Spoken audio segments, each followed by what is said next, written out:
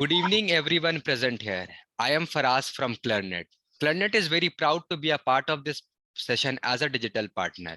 Clarnet is India's largest live digital CME and doctor-generated learning platform. With all of you, I'm presenting a short video on Clarnet.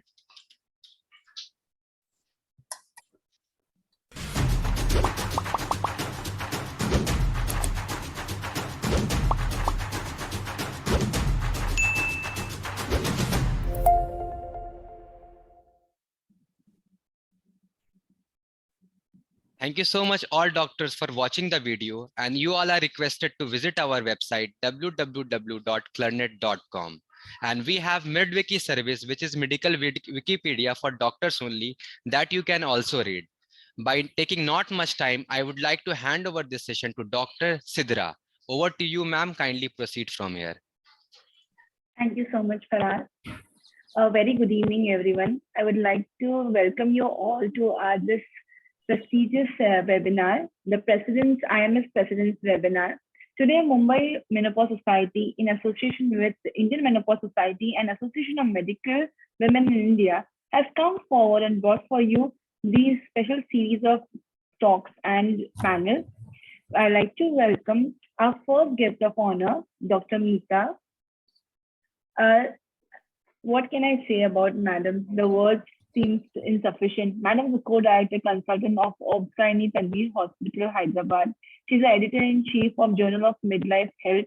She's the president 2012 of Indian Menopause Society, founder Peer Review Task Force, founder secretary IMS Hyderabad chapter, a member editorial board, editor-in-chief. I cannot even name the many feathers which Madam has in her name.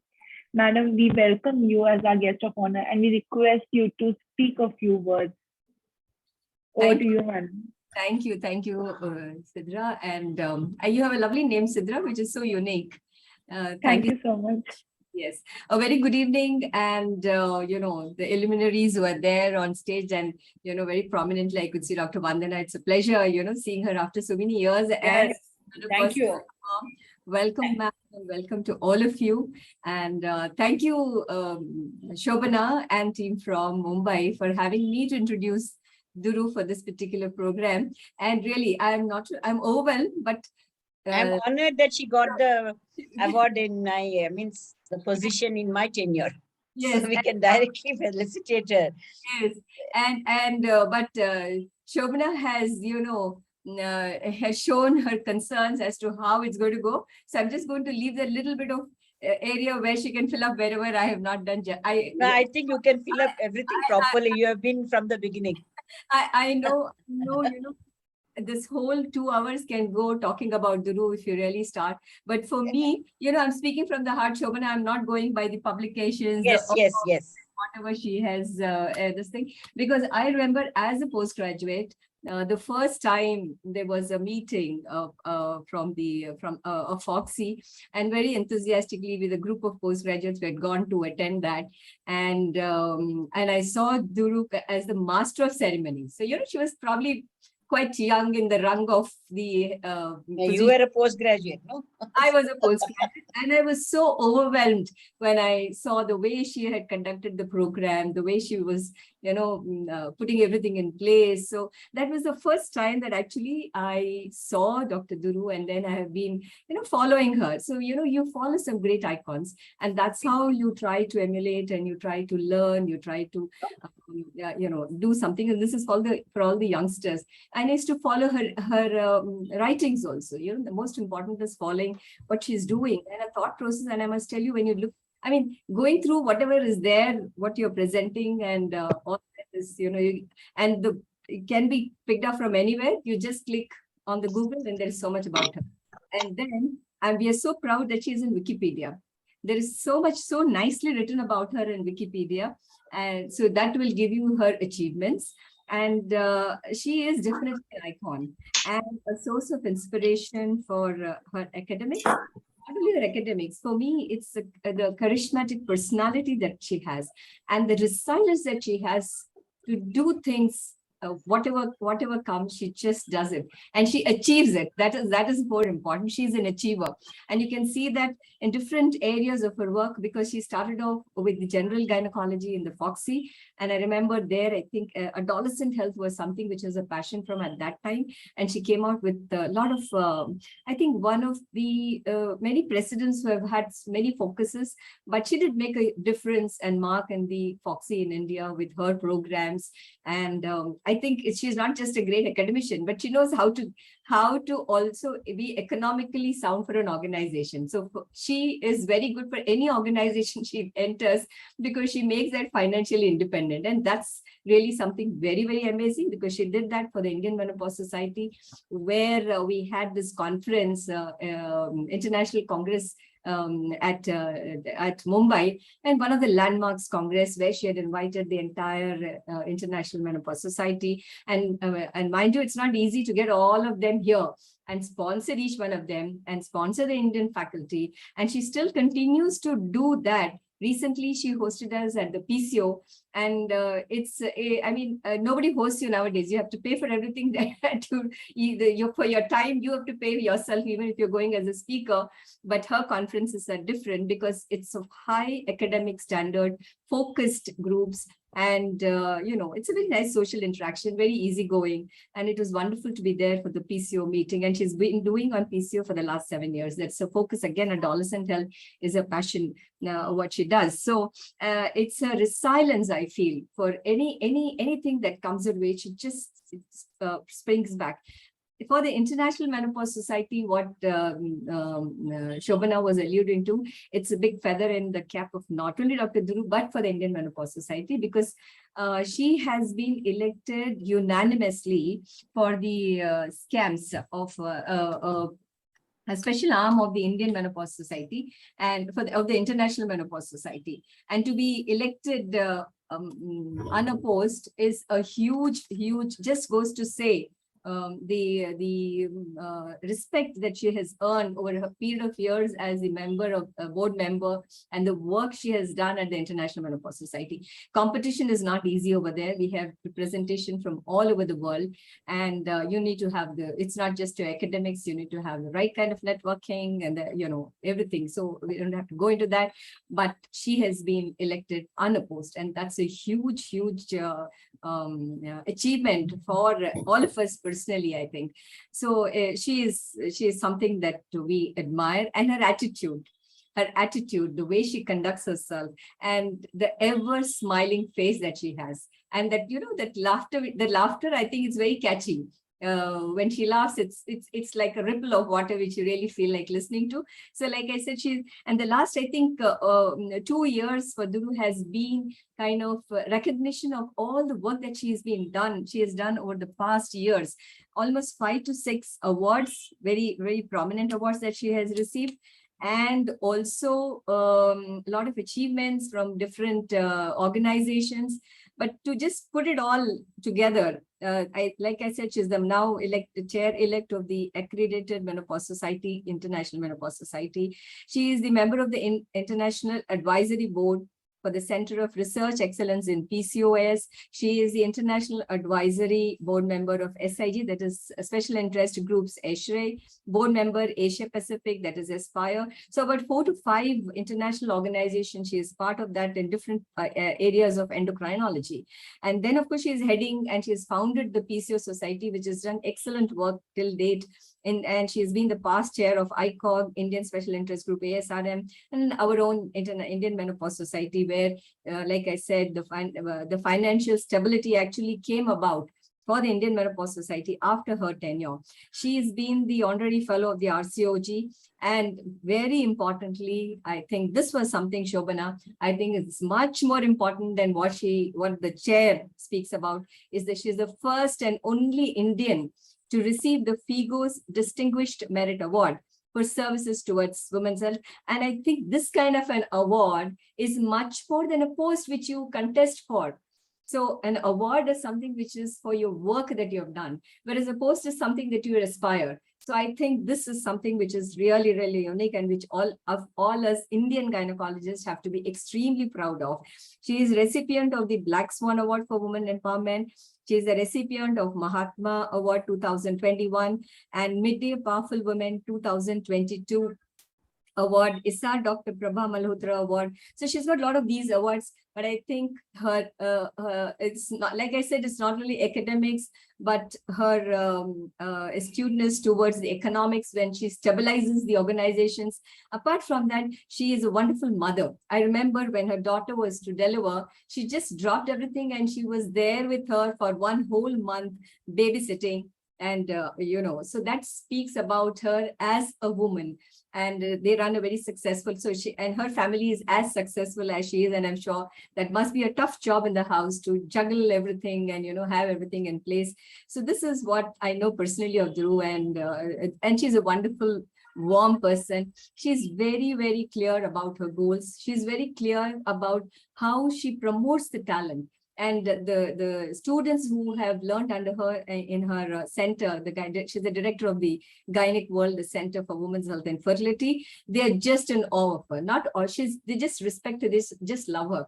And Aishwarya from Hyderabad, she speaks so highly of the time that she has spent over there, because she teaches, she makes sure that whoever is with her is able to go and do their work independently. And I think that is a hallmark of a great teacher.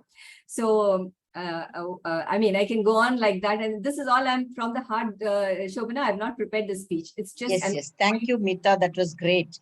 And this is what we want to know, why she got the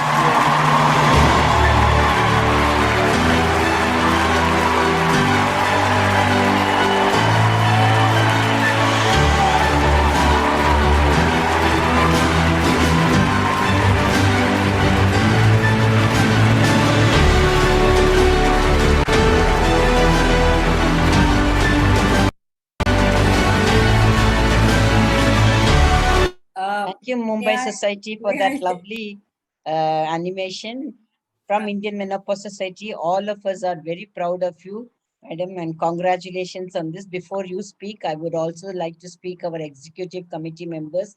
Just one sentence each. Dr. Ambuja is here, Dr. Anju Soni is here, Dr. Bipasa Sen is here. We are all from the Executive Council. Of course, anybody else can also quickly in one sentences. My own teacher, Dr. Mandakini Meg, is also here. Please give one sentence. Thank you, Dr. Shobana. Dhuru, we are very proud of you for all your achievements, and it was a pleasure knowing you all through the years, that Vadia and otherwise. Pleasure. Congratulations. Yes. Dr. Ambuja, Dr. Anju, Dr. Bipasa from the Executive Committee. Madam, please unmute yourself. Dr. Dhirusha, hearty congratulations from bottom of my heart. IMS is proud of you. This is there from the beginning. Today, one more feather in the cap of IMS. Congratulations. Anju Soni. Yeah, my wishes to each and everyone, Dr. Meeta, Dr. Dhuru, Dr. Shobna, Dr. Ambuja, and happy to be part of this program. And congratulations to Dr. Dhuru, knowing you so closely for years together. I was a student from your place to learn, fertility also. So, we feel proud to be part of you, with you as a teacher also. And we are all looking at you, closely, and we are following up so closely. The grace you have, the love you have for all of us. Thank you for being part of us. Vipasa and then Madam Mandakini Meg, my own teacher. Yeah. I am, before congratulating, I am very happy and proud to be with this about you, Dr. Dhirusha. I am really so happy, and hearty congratulations from my side and from IMS also. And we are privileged. I feel privileged so that we are in the same group. Thank you. Thank you so much. Thank you. Madam Mandakini ma'am. Madam Meg ma'am. She's still, I think she's. I think she's unmuted. नहीं, Madam, please उसका unmute. video stuck हुआ है. Maybe she's not having that signal. Okay, then we'll carry on with the program. You please carry on as scheduled. Please call Dr. Durusha to give her blessings for the webinar. She is the guest of honor. We have honored her, but now we need her blessings also. Shobna, Shobna, Yeah. senior most Madam Sita Ramadevi is there. Please ask Okay. her to give her Yeah. wishes. Madam Sita Ramadevi, Madam. Hello. Madam. Are you Madam. there, Madam? Hello. Yeah. Good evening to all of you. Yes, Congratulations. Hearty congratulations, Madam Durusha, Madam. And very happy to see all of you. Thank you for the Okay, opportunity. thank you, ma'am. Thank you. Madam Duru, ma'am, please bless us for the webinar and. I will. First of all, thank you so much for organizing this, Dr. Shobna and team at the Indian Menopause Society. I truly appreciate it. Though I've never been more, to be honest, I feel very embarrassed to listen to all this because I just feel very, very, I don't know, I feel awed. The thing is that I'm really happy to be here today and share with you all the good news which I have got. And I must tell you what really, transpired. I was on the international board for almost 8 years. And normally you're there for 2 terms at a time. So that's 6 years. Each term is 3 years and 3 years. At the end of 6 years, I had completed my tenure and I was to step down. But before that, I had managed to get a huge grant for conducting an online education program. So I'd applied for a grant, which is quite a tremendous job of $150,000. And once I got that grant, we used that to create the Impart program.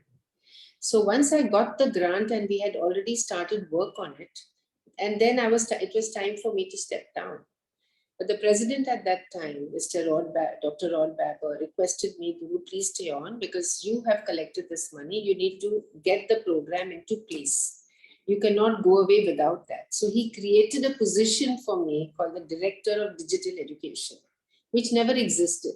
So they wanted me to stay back and finish, get that Impart program rolled out, which we did at the Vancouver International Menopause Society meeting. And we did part 1 of that was rolled out. And Dr. Susan, who was going to be the next president, and she told me, Duru, please stay on for a year because I want you to handhold the next person and train them. So that's how I stayed another year.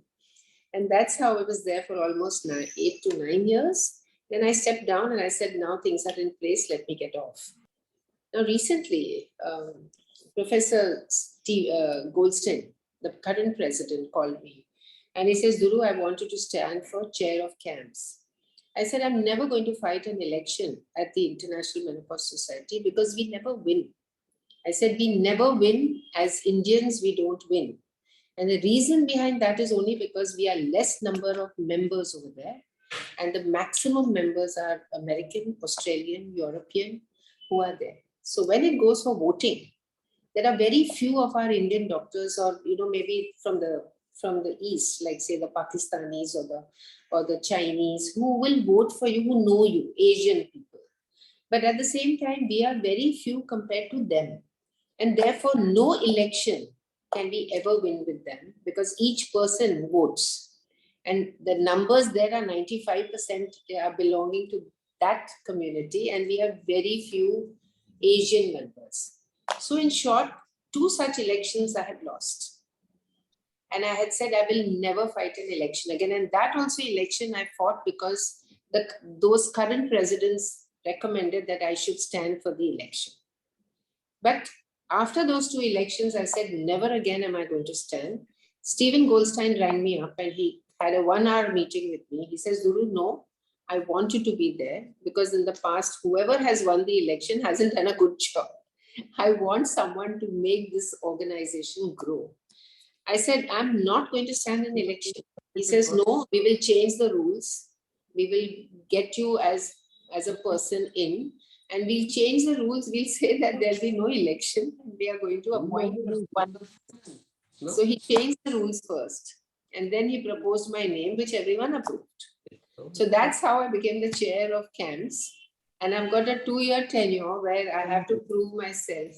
And I'm really, Madam, we are with you, madam. I'm really stressed, yes. All support from IMS. So that's what I want, is a lot of support from all of you. Certainly, all of us are with you. Yeah, I must thank Sonia Milik for bringing the Indian International Menopause Society the first time to India. And she was the one who connected us with international. I was that time, getting into the presidential chair. So in short, it's been a great journey through the Indian Menopause Society, and I owe a lot to it for whatever I am today, where the International Menopause Society is concerned.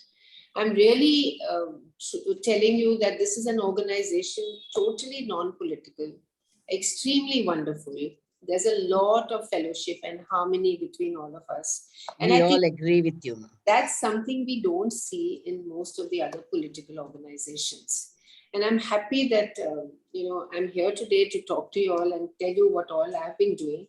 Yes, I haven't been much present at Indian Menopause Society, but I do hold you all in great esteem, the society and the presidents, the past presidents, whoever has done, everyone's done a great job. And I think our strength has grown. It's really grown. And Dr. Rama Vaidya was a founder president, and I'm sure she must be feeling very proud today that we have so many. What's the current membership like? Total? 4,500. Wonderful, wonderful, absolutely wonderful. And that's what I'm hoping that the PCS Society also goes there. It's again a multidisciplinary organization like the Indian Menopause. And therefore, there are no politics. Okay, we have endocrinologists, dermatologists, gynecologists, bariatric surgeons, cardiologists, physical therapists, we have nutritionists, we have all the different kinds of members. And today we have a strength of almost 1,500 and we are 7 years old. Okay. So we discuss a lot of obesity, which you all are going to discuss today. And one thing I must say that at menopause, there is really no excuse for any more menopausal woman to say that I'm obese because I'm menopausal, because science has shown that you don't really get obese. You just put on maybe 2 or 3 kilos, but it is redistribution of fat which is occurring. You're getting more visceral fat as compared to subcutaneous fat. And that is something which is very much so in India. And I think it's a great event here to focus on that insulin resistance occurring out of the visceral fat. I'm sure you will all do great justice to it. Thank you. And thank you very much for having invited me Thank for you. this felicitation. I truly appreciate it. We are honored to felicitate you and thank you for coming to our event. Over to Bombay. Thank you so much. Hello, Jaya. I want to say because I lost the connection. Yes, ma'am. Hello. Yeah, so Duru, it's a heartiest congratulations from a very, very dear friend. I must confess, with Duru, I spent not less than 45 years almost in JJ Hospital. A very dear friend, philosopher and guide.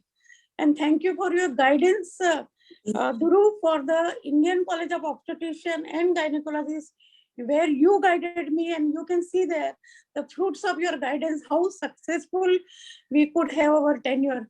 So thanks for everything and being in my life as a very good friend. And I also want to convey to all the people, because today we have this obesity, subject, and Duru's trainer and my trainer was a same person, but Duru continued with the same person, and I had to shift. So Duru remained in shape, and but again, Duru, I promise you, I'm going to start again and be in the shape in this midlife. So thank you very today much. You will start.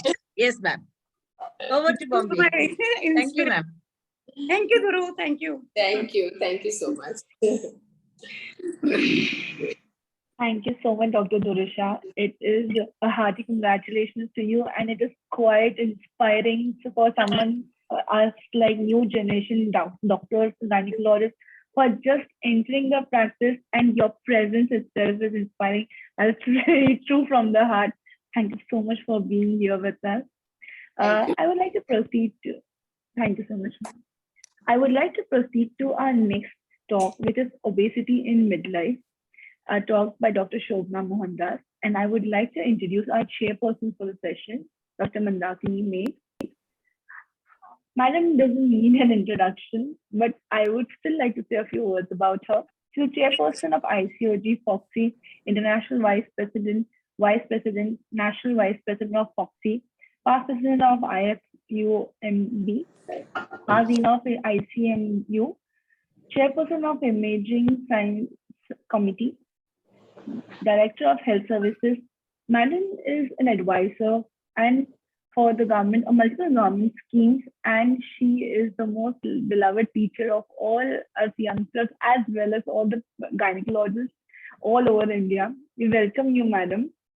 Our next chairperson is Dr. Bhaktawar Rajistar. Madam is the president of AMWI Mumbai branch. She's the vice president of AMWI Mumbai branch from 2019 to 2022.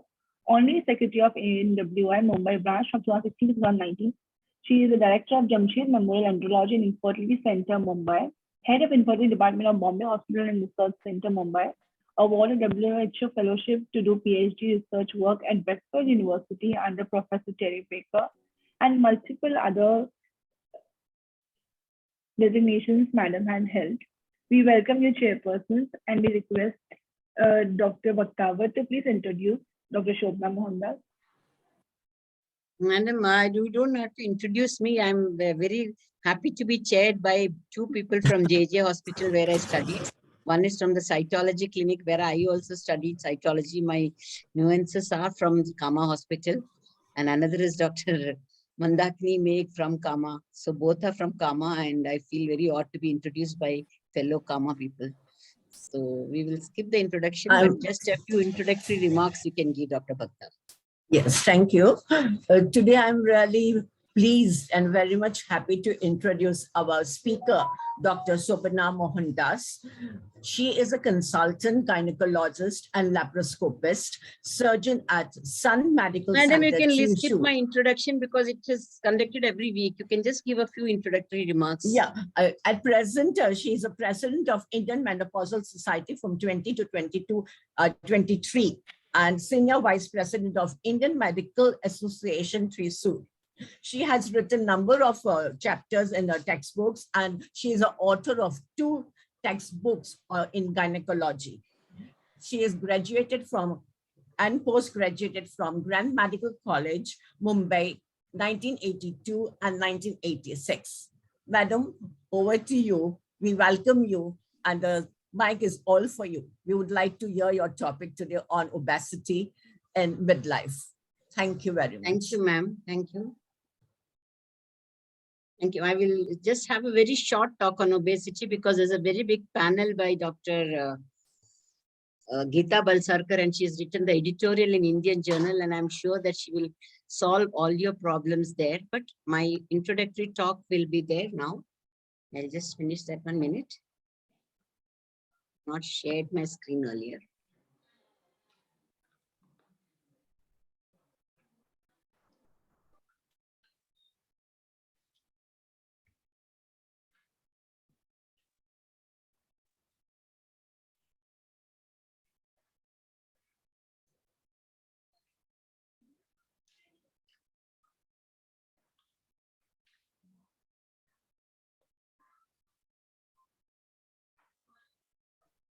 When Bombay wanted to do the presidential webinar, I said, you have written the editorial on obesity, you do it on obesity. So Geeta said, yes, we'll do it on obesity. And then Dr. Priya and everybody have agreed. So I bring you greetings from Sun Medical Center in Thrissur, where I work now.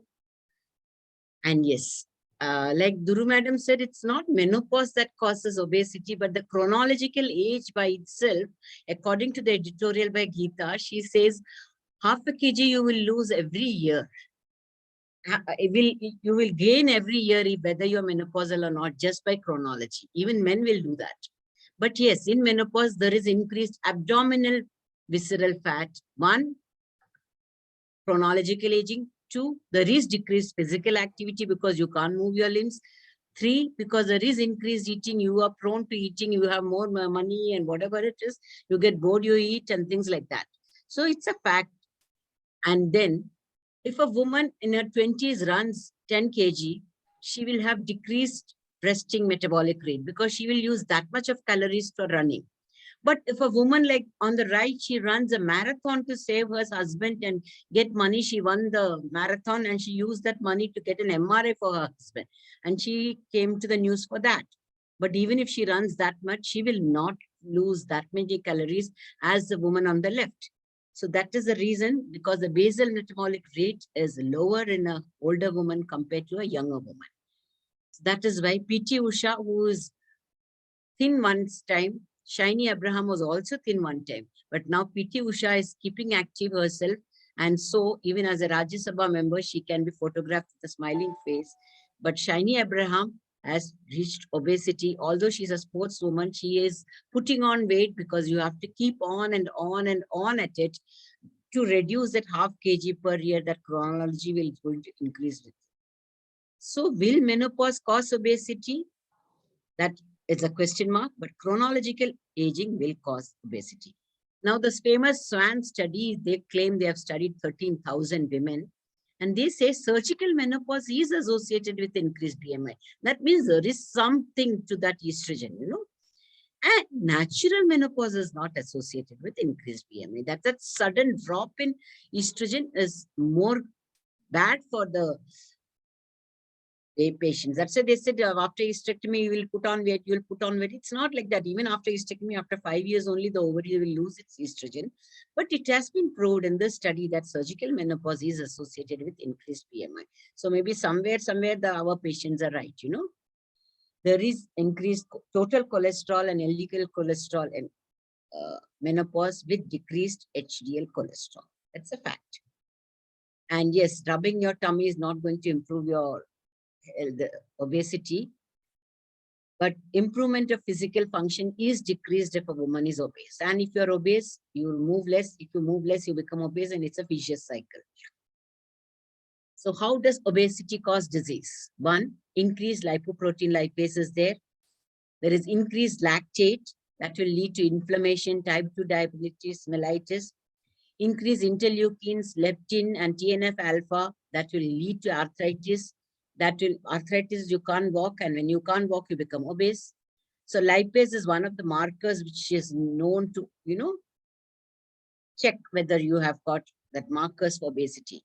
Increased adipsin is there, decreased adiponectin is there, so there can be atherosclerotic vascular disease. The increased plasminogen activator inhibitor, PAI1, and increased resistance will give rise to thrombosis. Increased free fatty acids and increased insulin resistance will give to type 2 diabetes. Increased angiotensinogen will give to you dyslipidemia and hypertension. And so it's not a good thing to have more fat on your body, because you can end up in a lot of diseases. And so it's just not looking good. It's also to be feeling good and be away from the clutches of the insurance people where you lose a lot of money. So definition of obesity is BMI more than 40 kg severely or morbidly obese. Before you reach that, you catch yourself when your BMI starts becoming more than 30 kg. That's when it's called just obese. More than 25 is just overweight. If you can catch yourself there, that's even better. So how do you measure the waist circumference? Locate the upper hip bone and the top of the right iliac crest. Place a measuring tape in a horizontal plane around the abdomen at the level of the iliac crest. Before reading the tape measure, make sure the tape is secure but not too tight and is parallel to the floor. The reading should be taken at the end of an expiration. More than 80 centimeters for Indian women is bad. And whenever a patient is perimenopausal, please check her FBS, PPBS, and lipid profile so that you can catch her. Crash dieting can lead to, you know, decreased bone mineral density and bone resorption and things like that. So you need to have a right diet plan instead of just boasting of a before and after pictures like that, you know. So the diet restriction should be 500 to 1000 kilocalories per day. Dietary fat should be reduced to less than 30% of energy intake, and there should be optimal dose of carbohydrate and protein. that much, but the correct dose has not been established. The exercise should be 150 minutes of moderate, 55 to 90% of maximum heart rate should be achieved with that exercise. That much exercise should be there per week. And obese and overweight individuals, they have to exercise to 200 to 300, and they can't do that much. That's why it's a vicious cycle. So lifestyle activity as an alternative to structured activity may be promising, although further research is needed to determine the exact benefit. The behavioral therapy is also important. It is associated with improved long-term consequences. So training should be given in behavioral concepts. For example, you solve your problems, you set the goals in your house, have social support, and that will reduce your tension. And encouragement should be given to individuals to self-monitor the exercise and eating habits. If you're not worried about your money, if you're not worried about your friends, if you're not worried about your work and anything, then you can worry about your body. If you're worried about everything else, you cannot really give enough time for your body, and then you ask them to exercise or diet, nothing is going to work. So you have to go to the root problem and also give them encouragement. Pharmacotherapy is the easiest done, but it's only considered when medically advised. To be most effective, actually, behavioral therapy should be incorporated. You have to talk to them. You have to get into the problem, their root problems, and you have to combine dietary and exercise modification. So what are the drugs that can help? Fluramine, fluoxetine for depression, when you give, that can also reduce the body weight. Metformin, if you're giving it for PCOS or something else, that will also reduce the body weight. Orlistat by itself can reduce weight, and there are many other drugs which have not stood the test of time.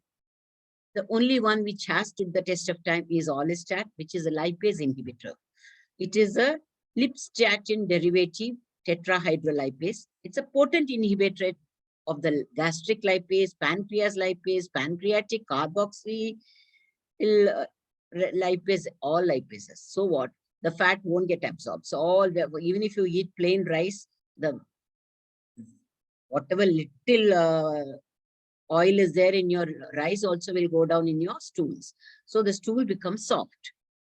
So long-term trials are there for 1 year.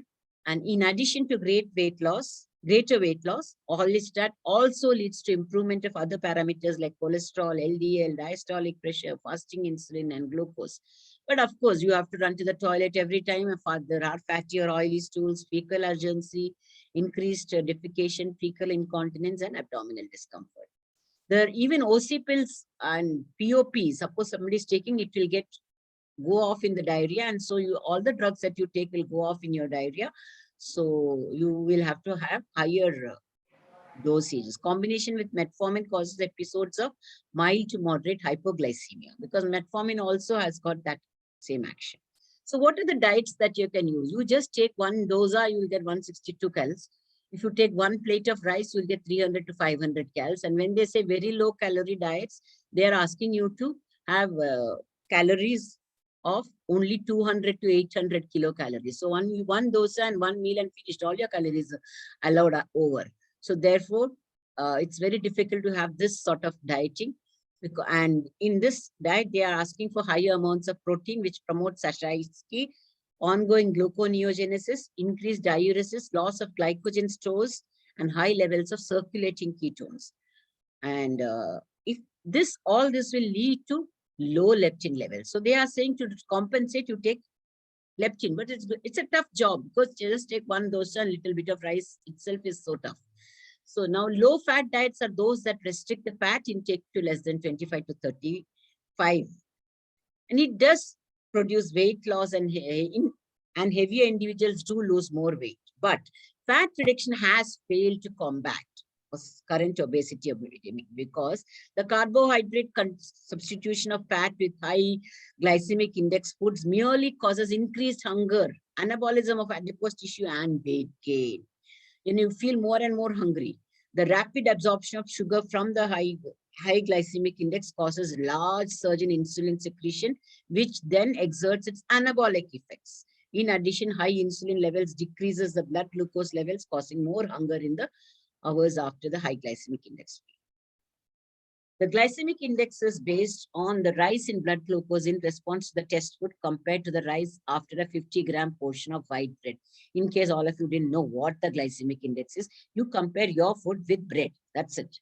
And right, 2 randomized clinical trials of low glycemic index food versus a conventional diet failed to show any differences in weight gain between the 2 diets. But those in the lower glycemic load had a higher resting energy expenditure, lower triglycerides, and less insulin resistance. Thus, eating foods with more fiber can have more benefits over and above any effect on body weight and make for the nutritional sense. Instead of saying high carbohydrate, high fat, just substitute everything with fiber.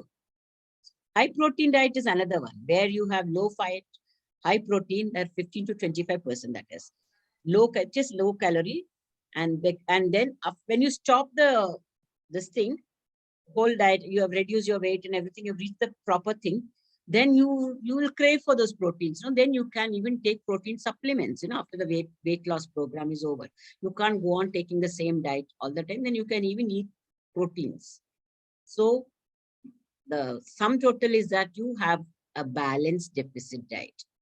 So diets that reduce all 3. So if you reduce only one content, we found what are the side effects of each. So you have balanced deficit diets. Even the new kid on the block is a keto diet, where it is a low carbohydrate diet with a moderate amount of protein restriction to induce ketosis.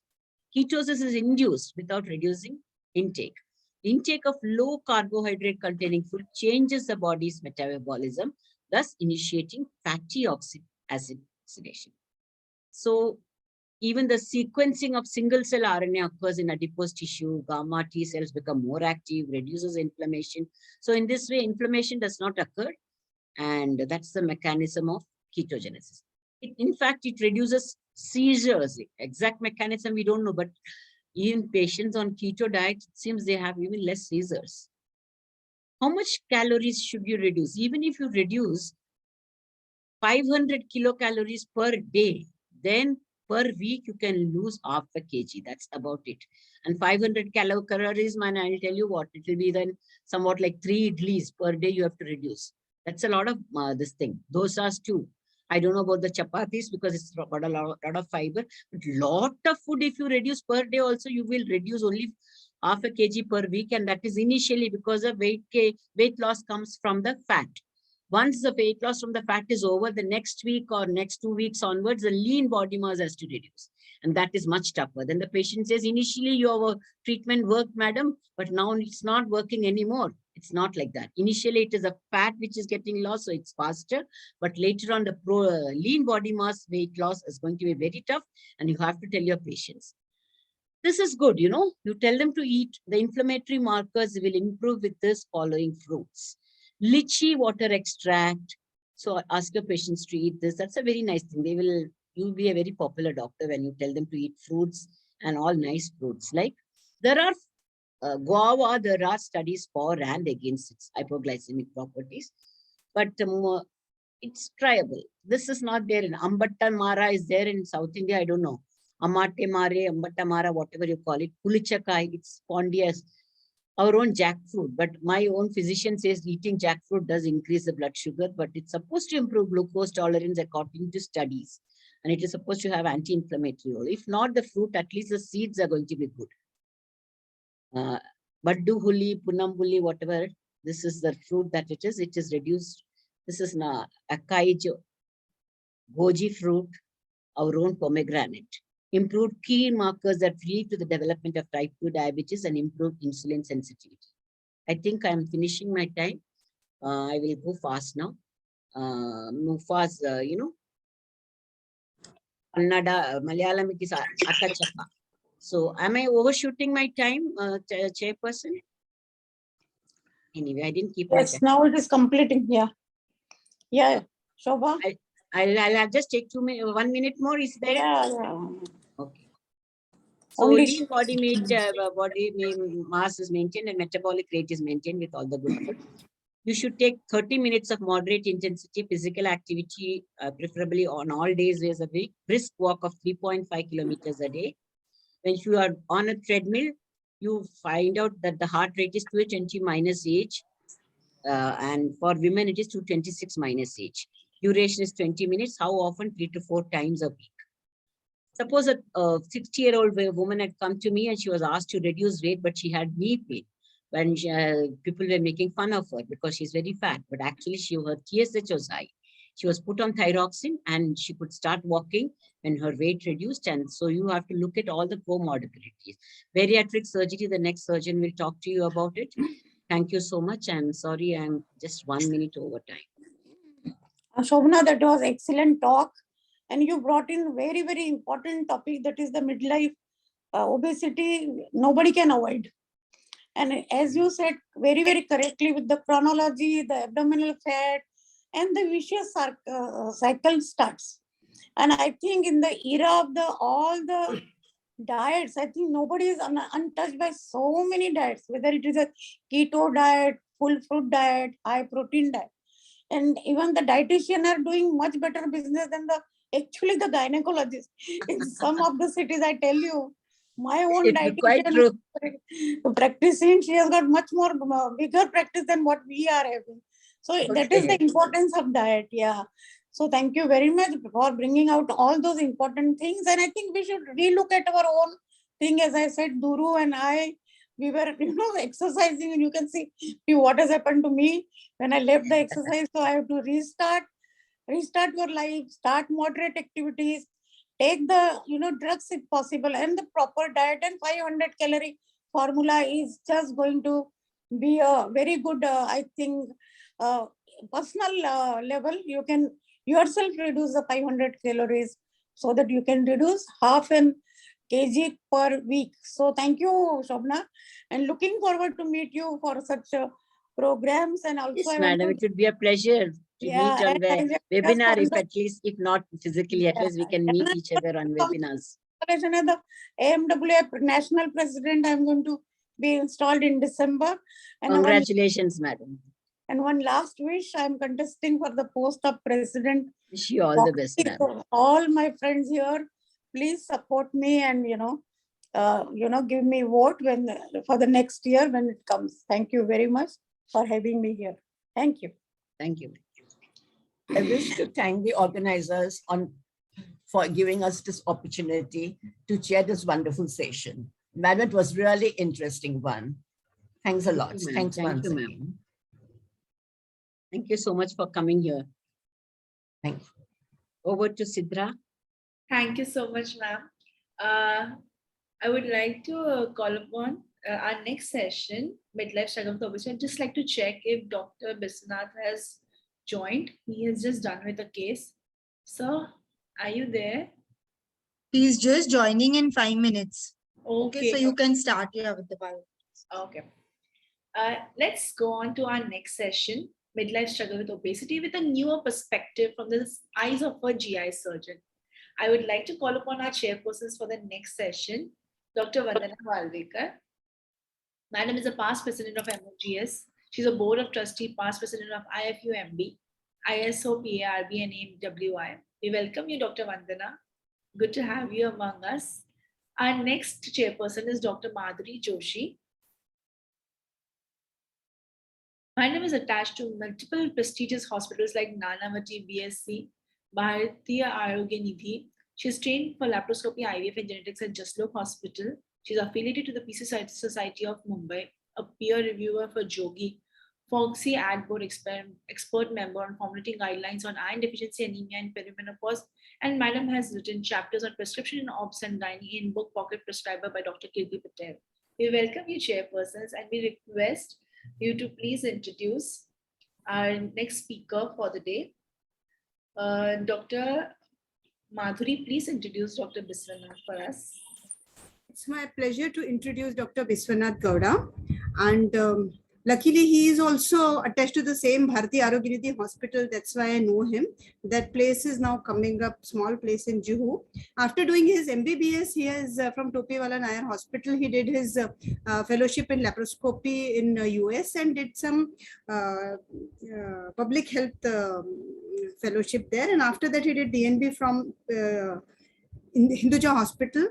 And then he moved to laparoscopic bariatric surgery and For some time, he was also doing hepatic and biliary surgeries, and he's trained properly in very prestigious hospital, and he's doing great work. He has published more than 44 papers and presentation in India and 11 abroad, many publication on his CV I could read, which he has forwarded me. And in the hospital where I go, I am seeing him doing many bariatric surgery cases to start with these days. And as you can know that he was busy operating. So obesity is a big problem. It really takes big time to post such patient and how to screen them and how to, like, we all will be really enlightened after his talk, which patient we should be referring him and what to, like, we will also get an insight to manage this patient when it is difficult to lose weight with therapeutic lifestyle modification and medications also. So let us just listen to Dr. Biswanath Gowda. Thank you. Madam, Dr. Biswanath will be joining in a minute. Till then, He's joined. Oh, he has joined. Sir, He's joined. Yeah.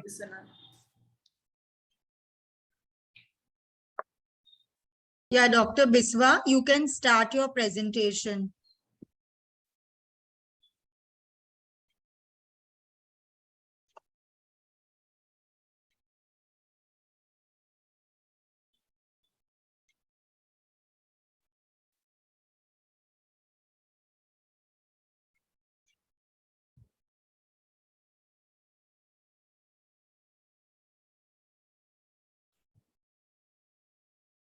I think he's not there anymore. What's happening? He's unmuted or something? Sir is trying to log in. No, he's here. He's already connecting to the audio. Oh, good. Oh, He's good. there. Yeah. While he's loading the slides, a small question to Dr. Shobna, Dr. Vandana Valvekar, and the senior gynecologist in the forum. Do you think gynecologists have a role in, sort of either diagnosing or screening women for obesity in the midlife? What is the role of a gynecologist? My God, if gynecologists don't have a role, who has a role? We have every time patients come in, we have to, sit and talk to them and pull up this thing. And I say, you stop multitasking in your house and your husband will do well without his cup of coffee and your children will grow up into capable individuals, even if you don't run after them. Please look after your health. Look at your mirror. Look after your health. This is something that every day practically I go and advise all my patients who are multitasking and forgetting to exercise, and they go around eating all sorts of things. Madam Mandana, you are much, much more senior than me. I'm sure you have told this to many more people. Shobna, you are absolutely right. I think the fact that I also tell my patients, look at yourself in the mirror and find out where the problems are. I think it's very important. We as perimenopausal and postmenopausal women have a different metabolism, a different hormonal workup as far as we are concerned in the obesity and its comorbidities. And I think it's becoming an epidemic now, slowly all over the world. And we need to take a very serious account of that. And therefore, I'm hoping Dr. Biswanath enlightens a little more on bariatric issues, because that are important in view of the fact that today's woman is taking much more relevant roles in life, as Dr. Shobna just mentioned. And I think it is very important. I think another thing I would like to make a comment on, Dr. Priya, is that it's a very good collaborative webinar between IMS, MMS, and IMWI. And therefore, I'd like to commend Dr. Shobana, Dr. Geeta Valsarkar, Dr. Bakhtu, and Dr. Priya for all the work that they're doing for this particular webinar. Thank you. I must particularly appreciate Geeta because she has got many problems at home and still she is here smiling and being with us. Thank you, Geeta, for that. Whatever energy levels that you're showing here. Yeah. What happened? He's still muted or what? No, we will talk about it later, but she is here with the... No, Dr. Gowda. She's asking about Dr. I'm asking, yeah, Dr. Gowda. I think he's having an issue in sharing his PPT. So till we get that sorted, then should we start the panel? I think so. I think think the so. panel will be halfway again, no? If you can. But we can see space, but it's not, the video is not moving. We can see the name Vishwanath Gowda there. Yeah, Sidra. yeah. Name is there.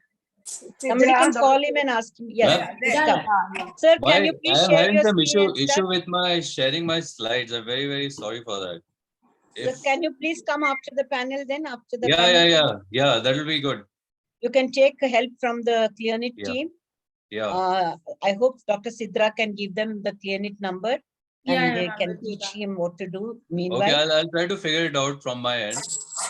Sincere apologies. There's some or you issues can I'm not share able the to put that. slides to the Clearnet team and they can share it from their computer. Okay. Yeah, that will be Okay, no faster. issues, ma'am. No issues. Yeah. Okay. So Priya, we can start the panel.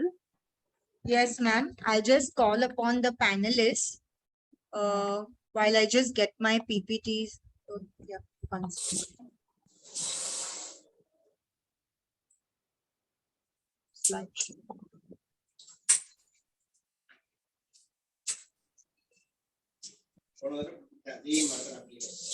Are my slides visible?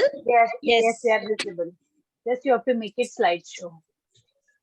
Oh, it's not going into the slideshow.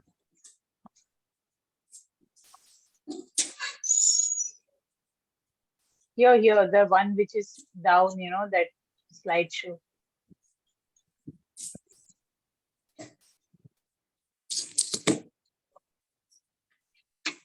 Abhijit, just sort this out.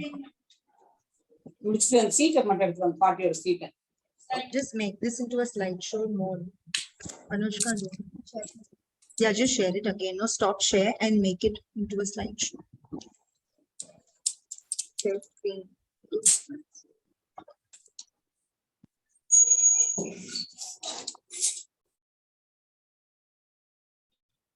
I'll just start calling the panelists in the meantime. You can read out from your own end instead of. I would like to call upon Dr. Sujata Dalvi, ma'am. She is a consultant at Bhartiya Elizabeth Hospital. She's a clinical secretary of MOGS and secretary of AMOGS. Neeta Dalal, madam. She's a past president of MMS and she's a consultant at Breach Candy and Saipi Hospital. Welcome, ma'am. The next I would like to call is Dr. Rakesh Pandya. He's a past president of AFG, and I'm sure his inputs are really going to make our panel interesting. Then Dr. Rita Shah, ma'am. She's a fitness expert, and she is a past president of the MMS. Then Dr. Rajeshwari Kaide. She's a senior consultant at Bandra Baba Group of Hospital. And she's also a PG postgraduate teacher. Dr. Sudeshna Ray, she is a consultant at Reliance, Jaslok and Breach Candy Hospital. And she's a peer reviewer of number of journals. Dr. Vijaya Babre, she's a senior consultant at Kurla Baba Hospital. And she's a consultant at even the Kimaya Clinic. Dr. Maya Gade, she's a joint secretary of the Mumbai Menopause Society and she's a consultant at Kokilaben Hospital. Dr. Neeti Desai, she is a nutritionist and a dietitian. She's a senior consultant of South Mumbai in Kambala Hill Hospital. I would like to welcome all our panelists and my co-moderator, Dr. Geeta ma'am. Yeah, Dr. Geeta ma'am, can you just start with the panel? Yeah, so this is just an offshoot of the question that I already asked Dr. Shobna Mohandas, that as gynecologists, what should be our role in obesity and which women are termed as obese? And is there any importance of measuring BMI and waist circumference in our clinic? So I would request any of the panelists. Can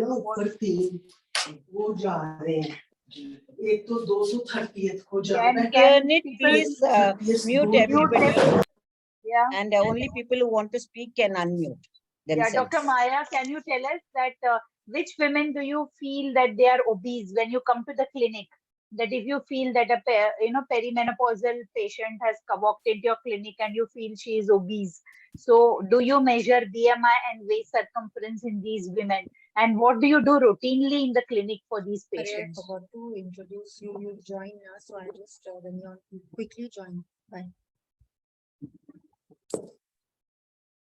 Maya, you're muted.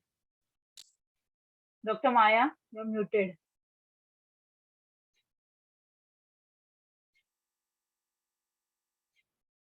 Yeah. Sorry. Yeah.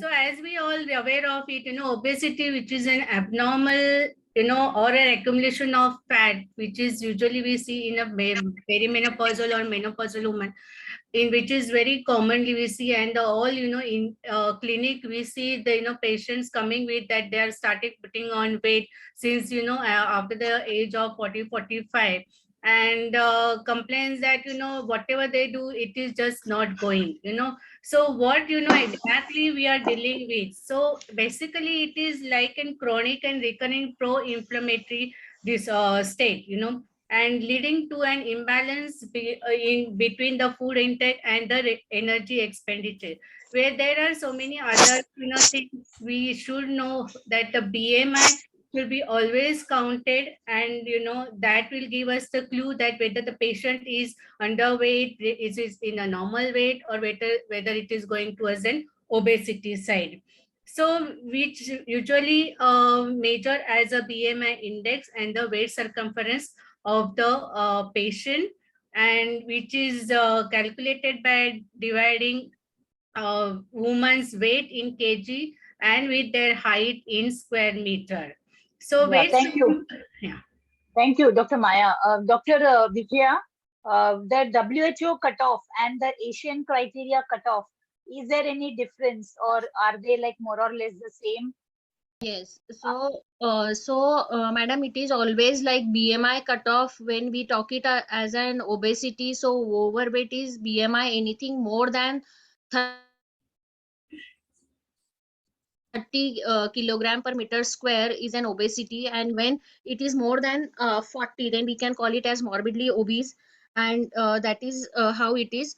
Of course, the Asian cutoff has a little on a lower side, and when we talk about the obesity, it is what when we talk about this midlife and perimenopausal, we should consider as a visceral fat which is causing a problem for all the metabolic syndrome.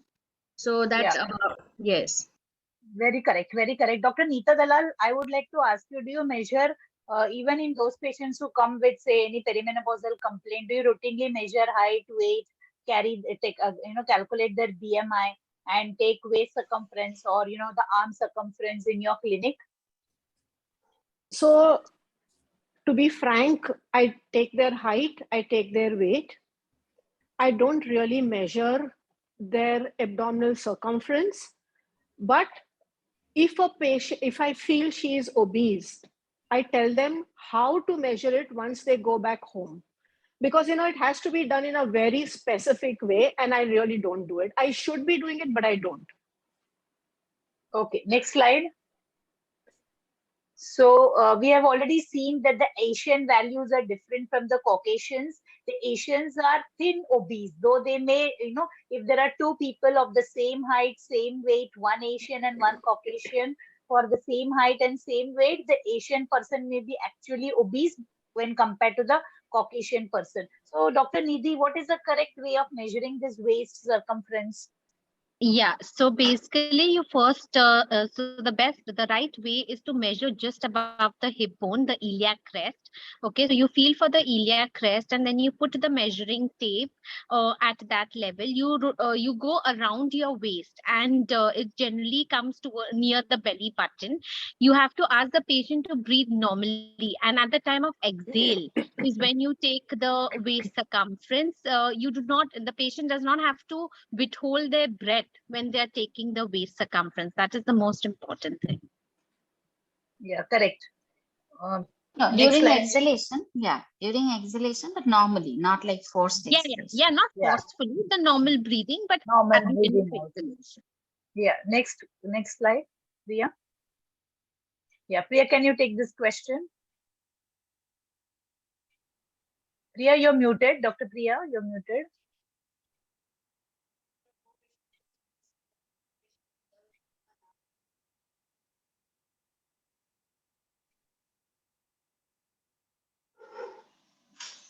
Okay, it is actually the question is about the apple shape and the pear shape.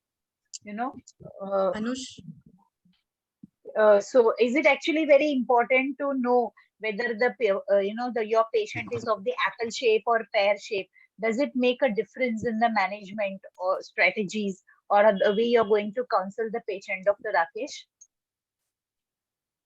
Good evening, everyone. Actually, the apple-shaped opacity is more highlighting the fat in the central part of the body or the abdominal fat.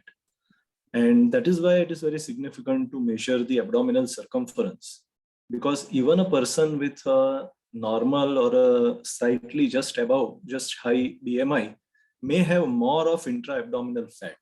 And that can only be seen when you measure the abdominal circumference. So in an apple-shaped opacity, the fat is more in the center, and in the pear-shaped, it is more in the hips.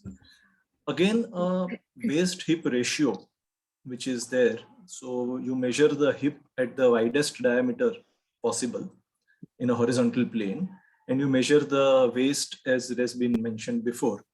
And the ratio of waist to hip, that ratio is also very important, and that will exactly tell you whether it's an apple-shaped obesity or a pear-shaped obesity. Apple-shaped obesity is definitely more associated with comorbidities and leading to many morbidities later on. Like even going towards the metabolic syndrome in case of patients with much higher BMI or much higher visceral fat. So it is definitely important. Apple-shaped obesity more worse than the pear-shaped obesity. Yeah, but thanks to the PCOS, which many women are developing nowadays, we are seeing the apple-shaped obesity right from adolescent, which carries on into the middle age, and right till the perimenopausal age, they continue with that particular type of structure. And actually, they have a higher risk of developing heart disease and diabetes, and these people definitely need screening. Priya, exactly. can I have the next Yes, slide? yes. Yeah. Am I audible now? Yes. Yes. So I just wanted to ask one of the panelists, what are the health risks of being obese? Anyone can take this. Yeah, Sudeshna? Okay.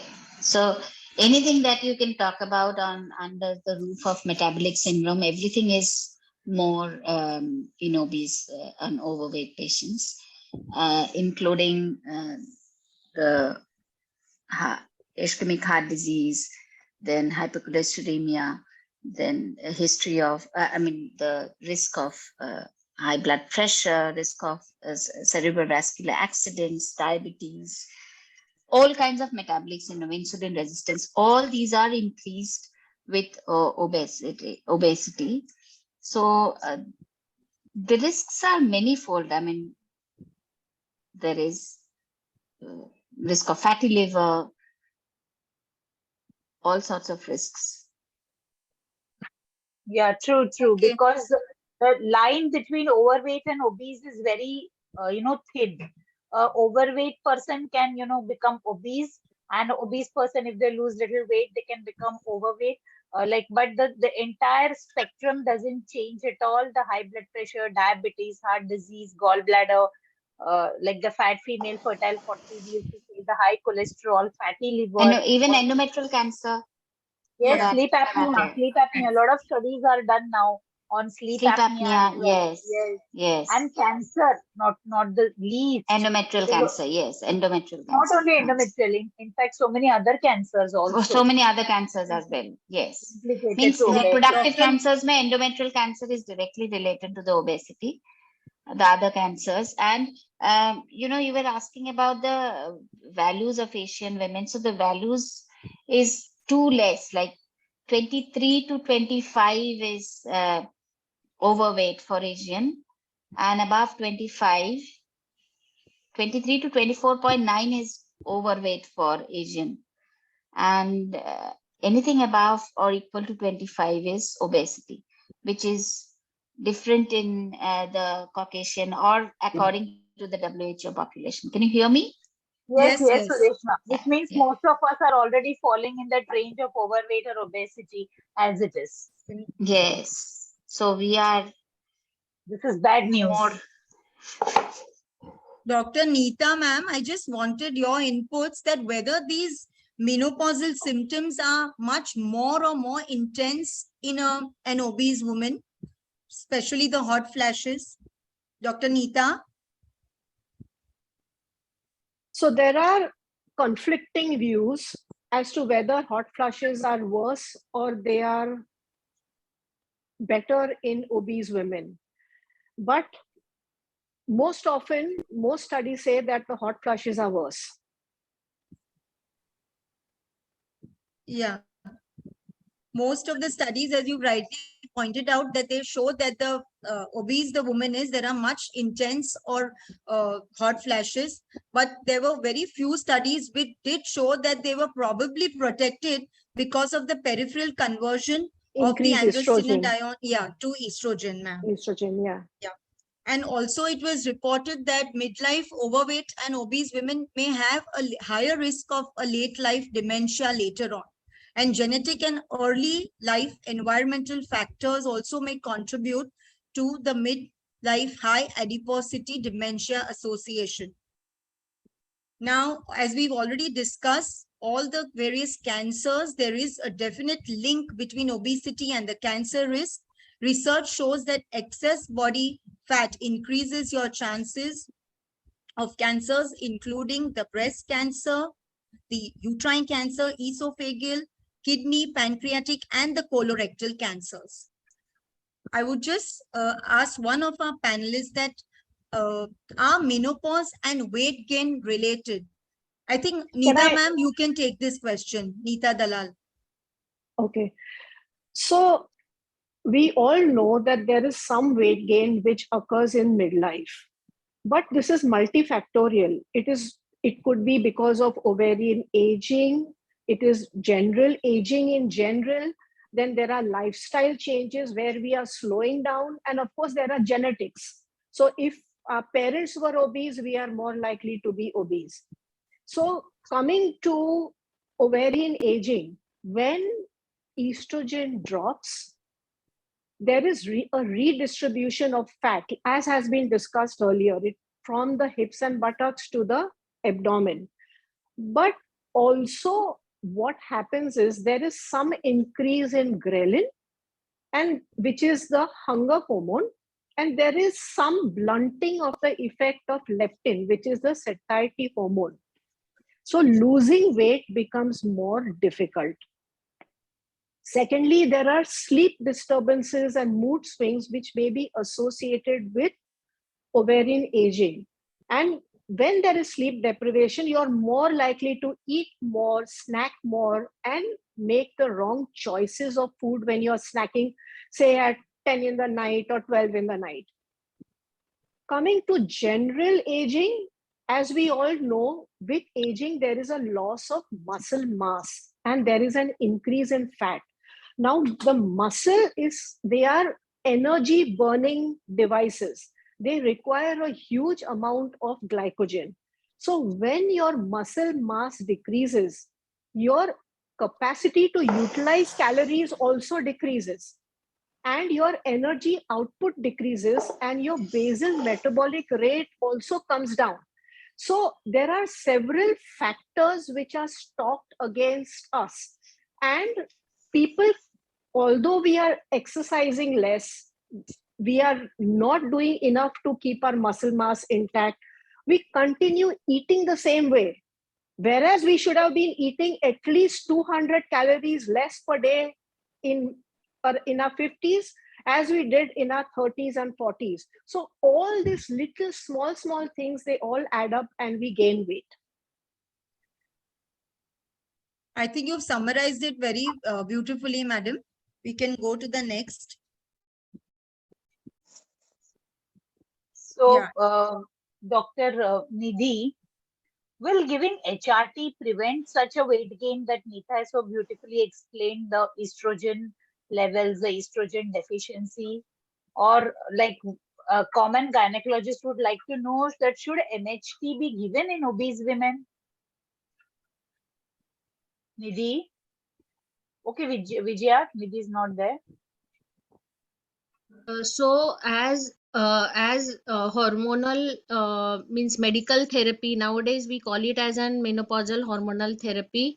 Not we are not really replacing the hormones, but we are giving an additional support with the estrogen, which is a main cause which goes down in cases of an menopause. So that can be given, and we should know the our risk associated, like why we are giving it. So risk of thromboembolism and things has to be kept in the mind. But for the vasomotor things, we can always give the hormonal therapy. And even if the she has and some vasomotor symptoms like vaginal dryness or any urinary complaints, in that cases we can even give the local rather than giving any systemic kind of a hormonal therapy. So that can be always keep in the mind what is the risk and how much benefit the woman is going to get after giving the hormonal therapy. Yes, only for obesity, you do not give any MHT. But if the patient is having some other symptoms, then we stick to the general dictum, that is the smallest possible dose for the For the smallest shortest possible duration. time. Yes, But possible time.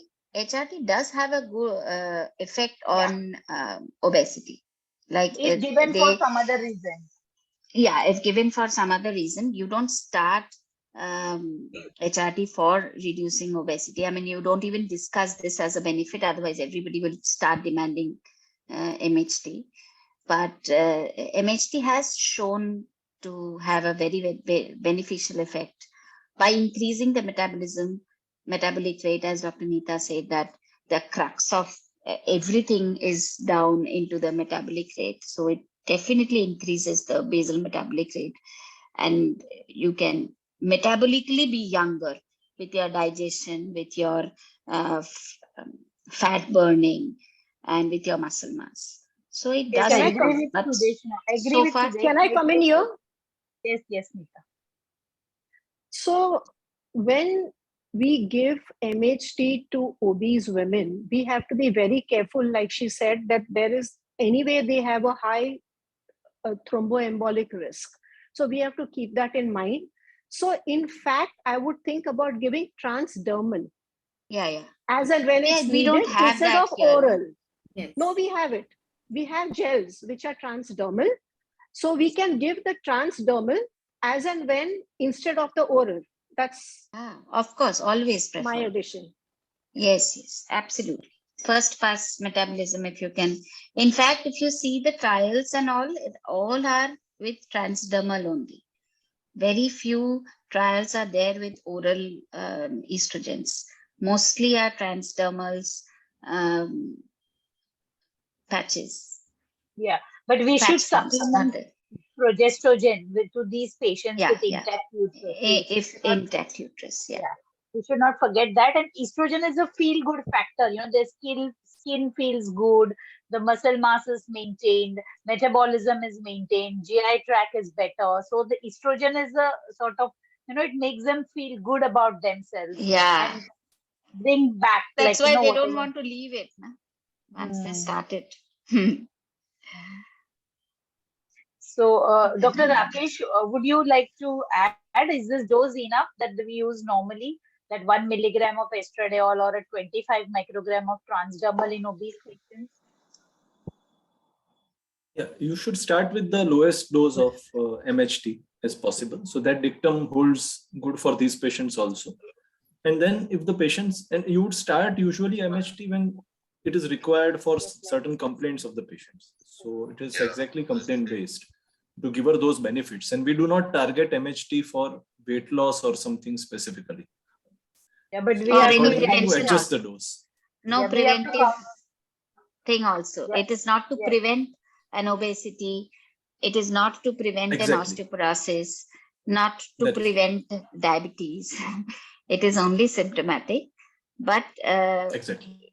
yes, they But we have should not some. forget to counsel them the benefits of weight loss. So we should follow along the with same them. standard that we use for any other patient.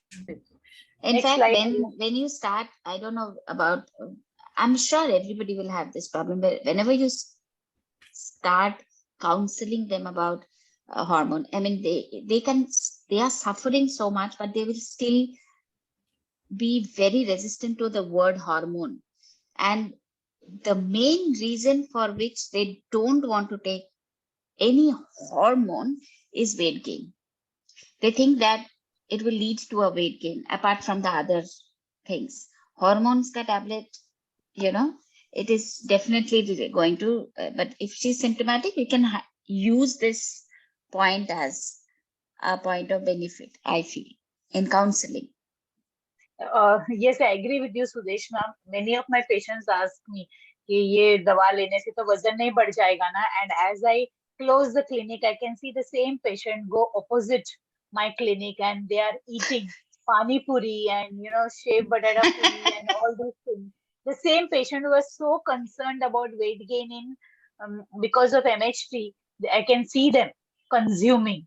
I don't know if my practice has increased because of him, but his has definitely increased because of my practice. Okay. Yeah, next slide. Yeah, can we go to the next? Yeah.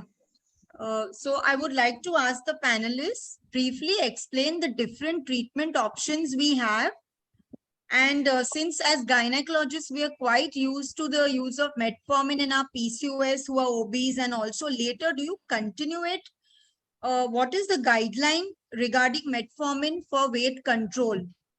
Rajeshwari, have you joined? Can you take this, Rajeshwari? Or Dr. Pandya can take it. Dr. Rakesh Pandya? So No, I different think, treatment options. Sorry. What is your experience with metformin? Yeah. So metformin is, I have special affinity towards the drug. So, but basically, Most of us. Yeah, that's right.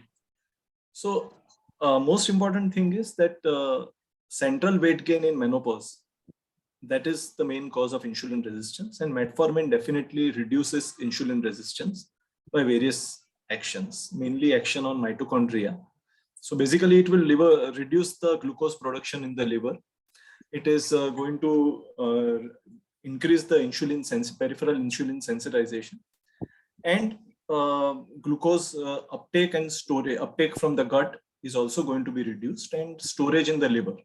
So this particular drug causes about up to 1 to 2 kg weight loss in a year. So it is not definitely classified as a weight reducing or an anti-obesity drug, but it gives many other benefits. If the patient is a diabetic, definitely it is one of the medicines. Even if she is a pre-diabetic or highly probable to get diabetes because of family history or anything, metformin is going to benefit this particular patient. So these are the main reasons for metformin. However, many studies which you see of metformin giving good weight loss and improving the HOMA index or in reducing the peripheral insulin resistance, they have very high doses of metformin which they have used, mostly for their own Western people with much higher body weight, etc. But then their doses are like 1700 milligrams, so 850 metformin twice a day. Though we do not, many of us may not be using that dose and maybe sticking to 500 twice a day or max 500 3 times a day, and beyond 1700 also. So that is the dose which is mentioned in studies, but it has good effect even with doses of 500 milligrams twice a day and maybe thrice a day. It is said that you start metformin with a smaller dose first to minimize the side effects. You can do that and quickly increase the dose. It is very well tolerated by the patient and it gives you good cover for this.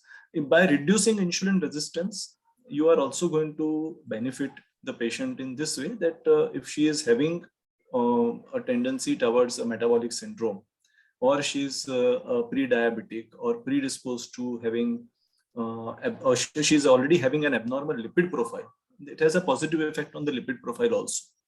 So that gives you an extra benefit. It will reduce the patient's cardiovascular and cerebrovascular risks in future also. So these are the benefits which you may have with metformin.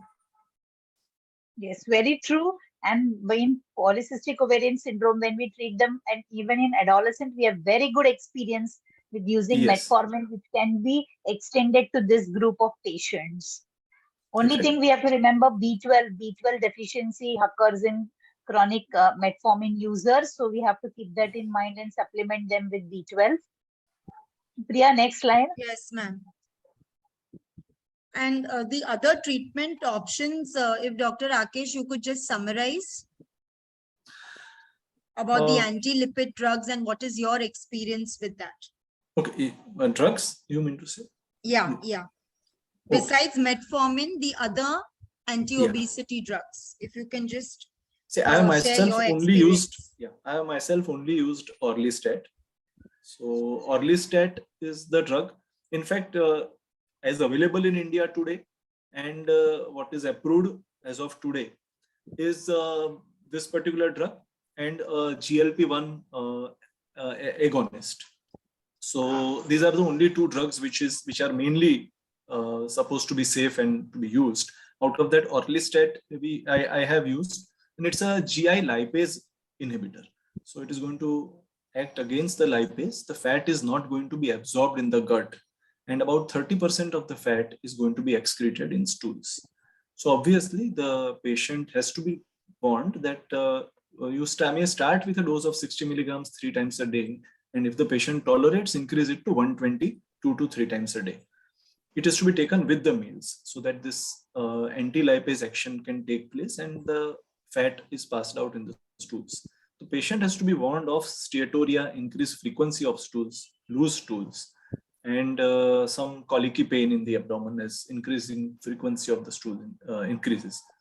Now, apart from this, this also has got an additional effect, which is reducing the fasting glucose and HbA1c, and also a beneficial effect on the lipid profile. The other issue with it is that your fat-soluble vitamins, as fat is going out of your body unabsorbed, the fat-soluble vitamins may go out. So you'll have to keep supplementing the patient with vitamin A, D, E, and a completely safe drug for about an year. It can give you a weight loss of, or even more. It can give you a weight loss of up to 5 kg in the first year. So this is one of the safe options. The other drugs like sibutramine, which were being used before 2010, are now banned. So because of their cardiovascular risks and side effects. Okay, sir. I think you summarized well. We go to the next. Dr. Geeta. Okay, we'll start with this. Am I audible? Yeah. Yeah. I think this is for the fitness expert, Dr. Rita Shah, ma'am. Besides the lifestyle interventions, we know diet and exercise. So what are the success rates with diet and your exercise, and what is the various exercise patterns, or what regime should the people follow who are obese and in the perimenopausal or menopausal age group? Dr. Rita Shah, ma'am. Yes. Dr. Priya, the most important thing in this is consistency. Whether it is exercises or following a proper diet, if the person does it with a lot of enthusiasm at the beginning, but this enthusiasm wanes out as time passes by, there are lots of gaps, then obviously it's not going to produce the result. And then they say, I try my level best, but still I'm not getting the results. So basically a person has to be motivated to do it for a long period of time, because there's nothing like a magic that can give results in a week's time of all the wrongdoings of so many years. Basically, we are not really instigated. I'm very proud of the younger generation who are now very concerned about doing some kind of physical activity on a daily basis, whereas we people, our generation, and probably the generation immediately after us, did not still take physical activity to the most important level, which we take other things as. Attending parties and eating good food and making good food is on the priority list. But when it comes to exercising or going to the gym, we always try opportunities to get ourselves out of it. So consistency is very, very important. And any kind of exercise program, I would still recommend should be done with a proper supervision and guidance to have the best of the results. Now, any physical activity, as everyone has mentioned, that should be done minimum period of 150 to 200 minutes per week. So that depends again on the capacity of the person, because all this is very easy to say, but a menopausal woman with other issues may not be able to really put in that much. So there has always got to be a combination of exercises where she does a lot of aerobic exercises if possible, if her joints permit, so that she loses weight and increases her metabolic rate after also having a good effect on the lipid profile.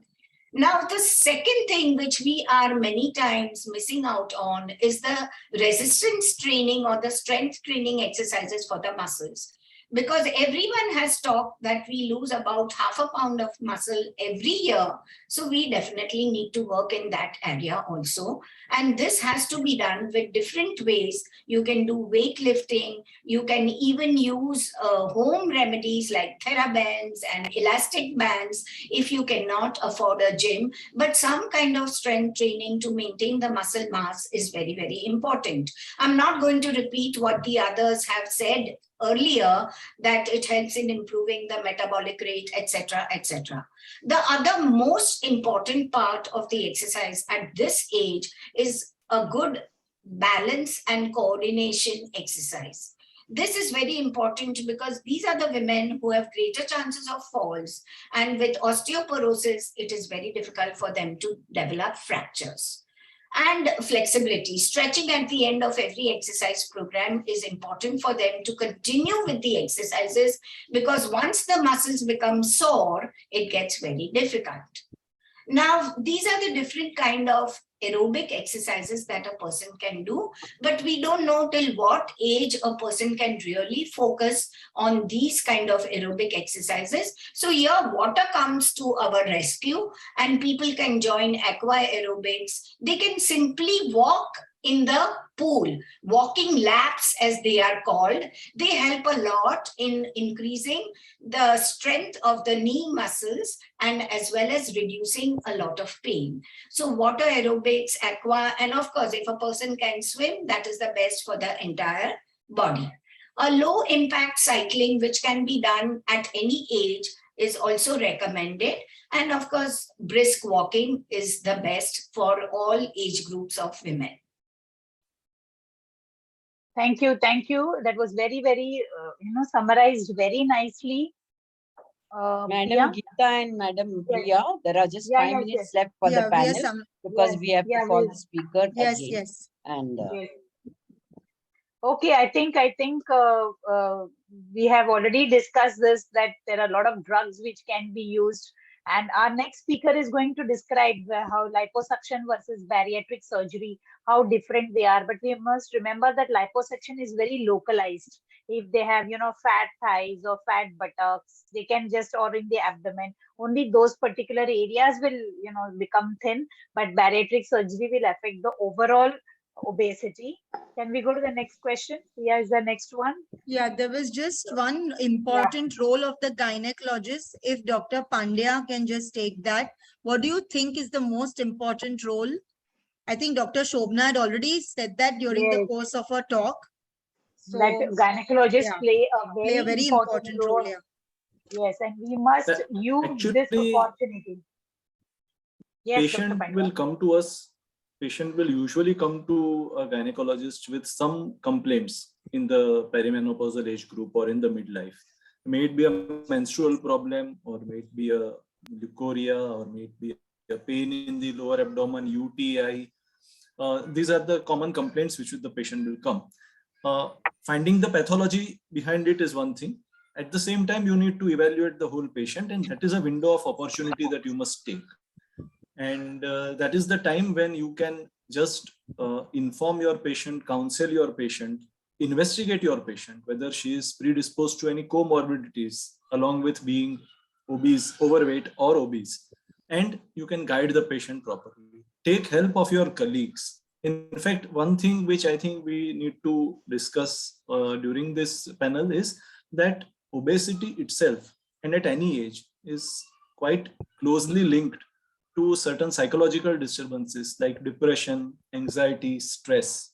They cause it, and obesity is caused by these things also. So it is that way. And if you find that your patient is having binge eating or having eating while during periods of stress or wrong eating habits, or the patient is having very low self-esteem, these are the patients which may require some psychological counseling, and you need to involve a So psychologist also multidisciplinary. while taking care of such patients. Yeah, Exactly. multidisciplinary counseling and involvement is very, very important. With that, we wind up this panel. Thank you all the panelists for the wonderful message that you have given. And thanks to my co-moderator, Dr. Priya Vora, who has done all the, making the slides and all the efforts in making the slides and other things. Thank you, Priya. And with that, we can move to the next session very fast. Thank you, Dr. Thank you so Geeta, and thank you, Dr. Thank you so Priya. much for inviting. Yeah. Excellent Thank you. discussion by all our panelists. Thank you very much for making it so interactive. I would stop my sharing. Thank you. Thank you, Here Dr. you're Priya, and thank you, Thakur or Dr. Vora? Geeta Balsarkar. Ma'am, I'm Vora, maiden name, now Thakur. Okay. I got confused. I said, is this somebody else now? Anyway. Thank you so much, Yeah. moderators and panelists. I think You if had- Dr. Yeah, sir is Biswa, he can introduced. start. We'll Yeah. just start with his talk now. Yes.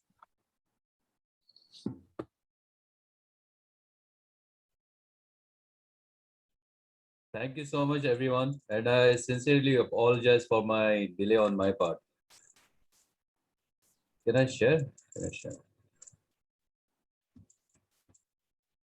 I think most of the points have been already covered, which helps.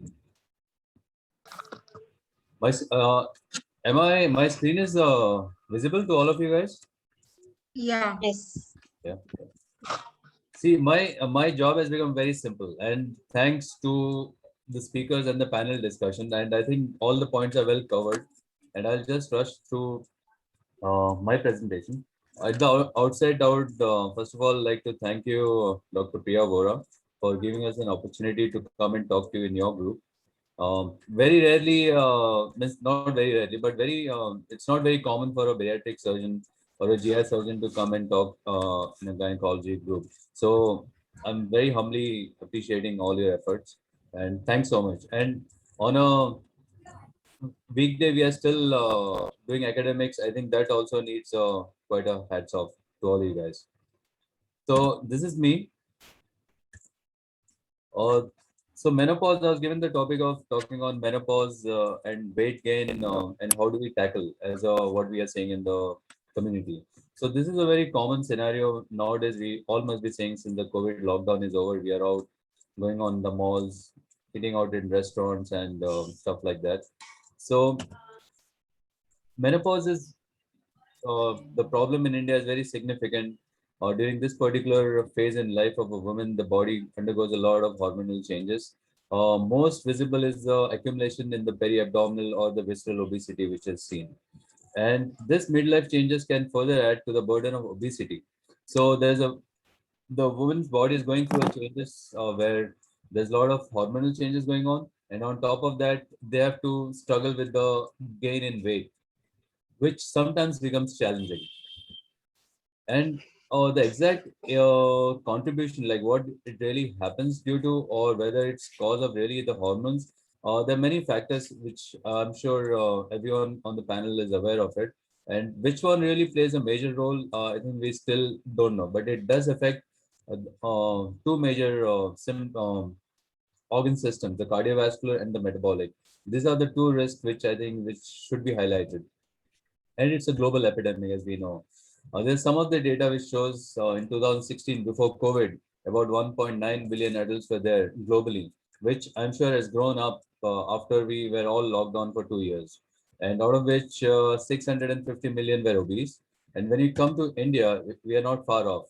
In India, we have about 30 million people who are obese, and out of which 23% of them are either overweight or obese women. And if you take the rural data, even in the rural data, when you have seen, there's one study where they looked about 500 women in the rural area of India on an average of 4.7 years post-menopause, out of which 78% were overweight or obese, and from them, 68 had truncal obesity. So that's a big, significant number in the women segment among the obese patients.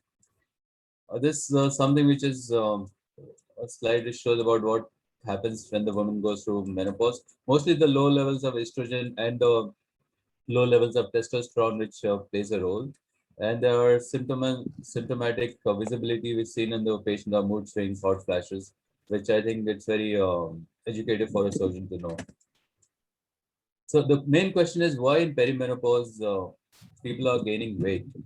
So multiple causes, genetic, hormonal, most common which are treatable are the exogenous causes, the unhealthy nutrition, fast food, eating out, pizza, burgers, low physical activity. Hardly we go out. We take gym membership, but we hardly go out maybe 1 week or 2 week in a year.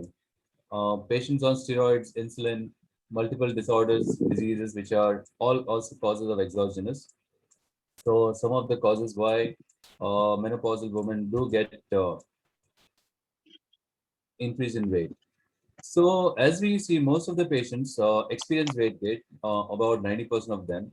And how much is the weight gain in a perimenopausal or menopausal woman? It's about 12 to 15 pounds, which we can take about 5 kilos, not much. That is the average weight gain. So when they are going through this transition phase, there's a reduction in fat-free mass and an increase in fat-free mass also, and which are opposing changes, and it results in a increase in your waist circumference significantly over the transition, and similar changes seen across a variety of ethnic groups. One factor which is very commonly unaddressed is the sleep. Many times, most of these women come with a weight gain, but we hardly go into the history of what is the sleep pattern of this. They might be not be having good enough sleep because of night flush and sweating, or maybe randomly waking up in the early hours of the morning, or maybe having a obstructive sleep apnea pattern because of neck obesity or morbid obesity. So sleep deprivation is associated with fatigue and lower levels of physical activity. So that two factors, sleep and the other one is whether they're having an underlying element of depression. Both these symptoms should be properly addressed when we are looking at this menopausal women who are, want to fight with their weight gain. The role of gut is also been studied extensively, such as leptin, ghrelin, but the real evidence is very unclear. The gut microbiome has been shown in animal studies to be associated with significant changes in the metabolic health, and it has a role in regulating the estrogen metabolism, and some interplay has been noted. So when we talk about obese menopausal women, we have noticed the study shows that they have a fourfold increase in cardiovascular death rate, which is alarming, very alarming. Women in the age of 40, 50 having a fourfold increase in cardiovascular death rate is a preventable, which is can be preventable by your weight loss and proper diet, exercise. So this is a very preventable death rate which can be reduced.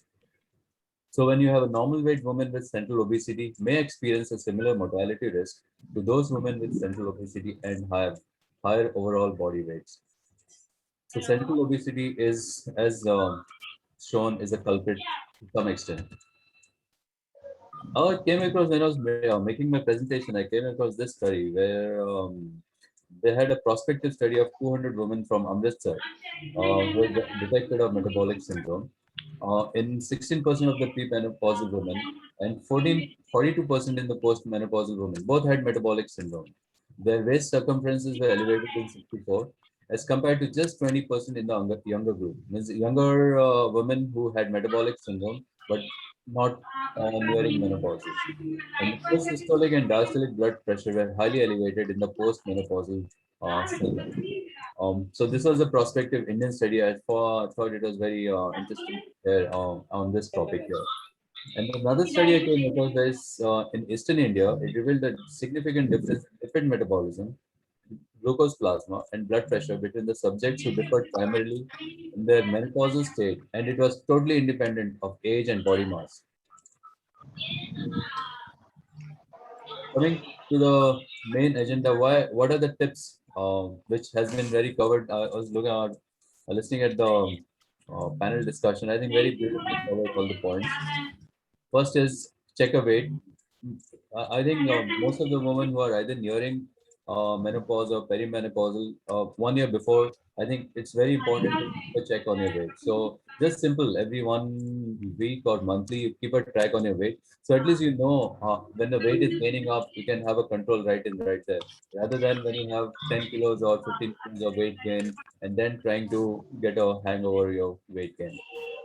So keep a check on your weight on a daily or a weekly basis, or preferably at least 2 weekly or monthly basis.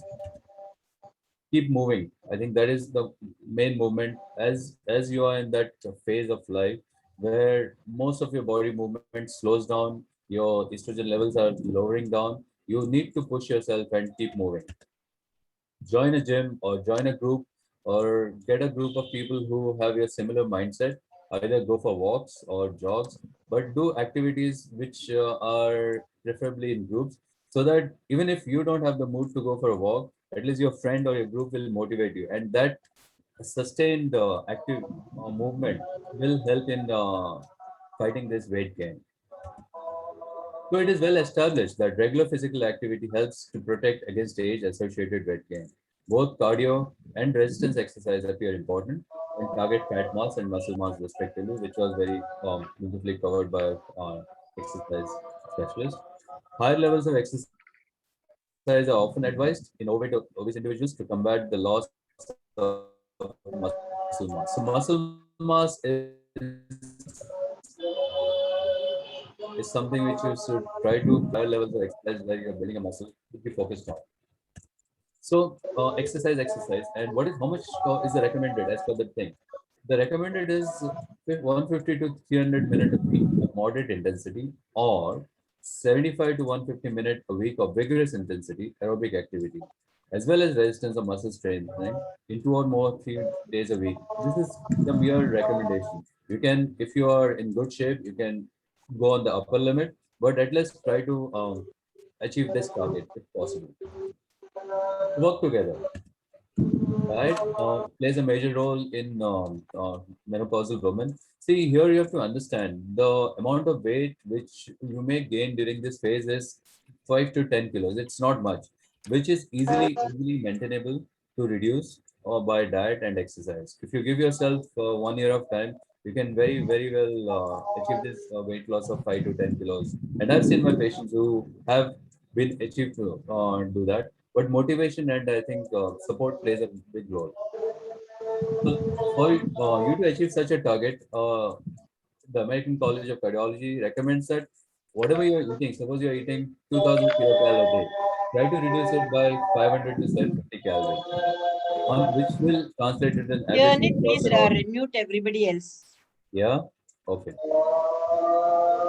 So try to reduce this calorie intake on a daily basis, and that itself will help you in your loss weight. So what you should be eating more?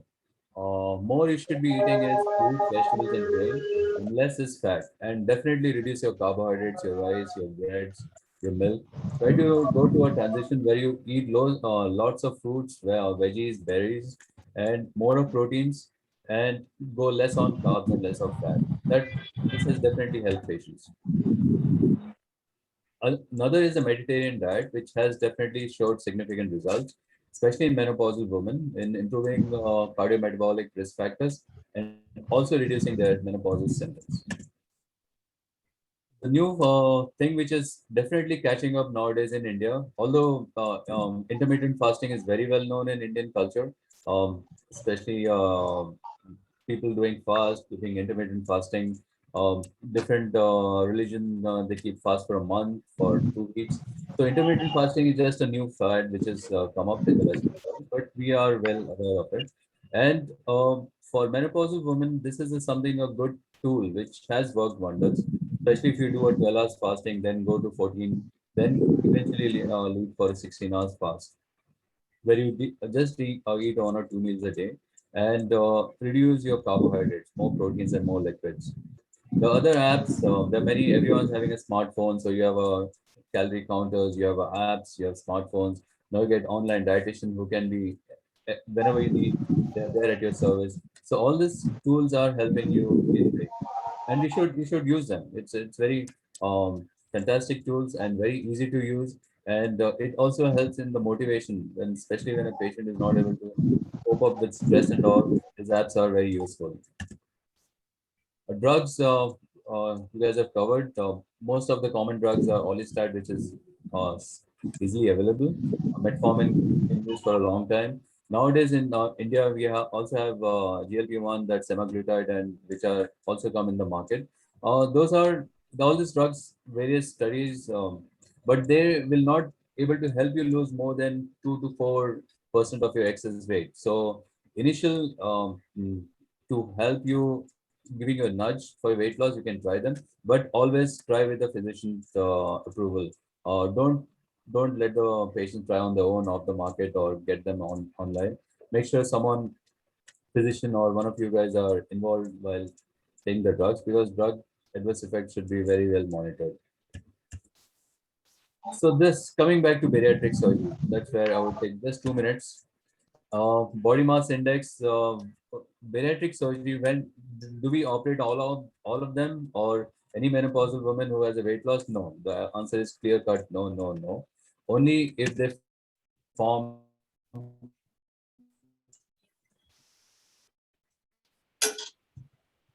Hello. Dr. Gowda's lost. In the category of operate on this patient, hello, Can't be heard. Louder, please. can you hear? Yeah. Yes, A we little can hear. louder. Louder. Okay.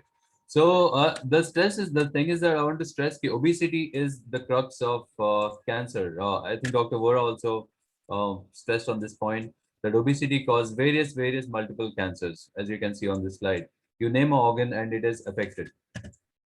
Why does obesity cause cancer? It's because of inflammation. Fat causes inflammation. Too much fat triggers inflammation. Inflammation causes pancreas to produce more insulin. And more fat cells also makes more estrogen. So all this biochemical reaction which is going on in an obese patient because of the fat is the triggering factor for causing tumor cells. And obesity is the root cause for most of these problems. You see, 80% in diabetes, 70% in cardiovascular related mortality, 42% of breast and colon cancer, 30% of gallbladder surgeries, 26% have high blood pressure. So name a organ which is not affected because of obesity. Obesity has fat deposits all over. Name an organ, it's all there.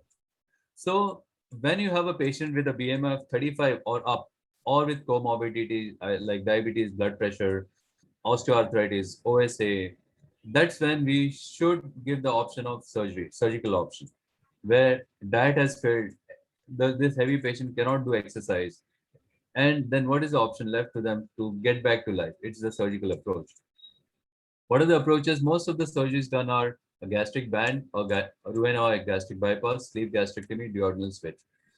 To my people here, the lap band is out. We don't do lap band anymore.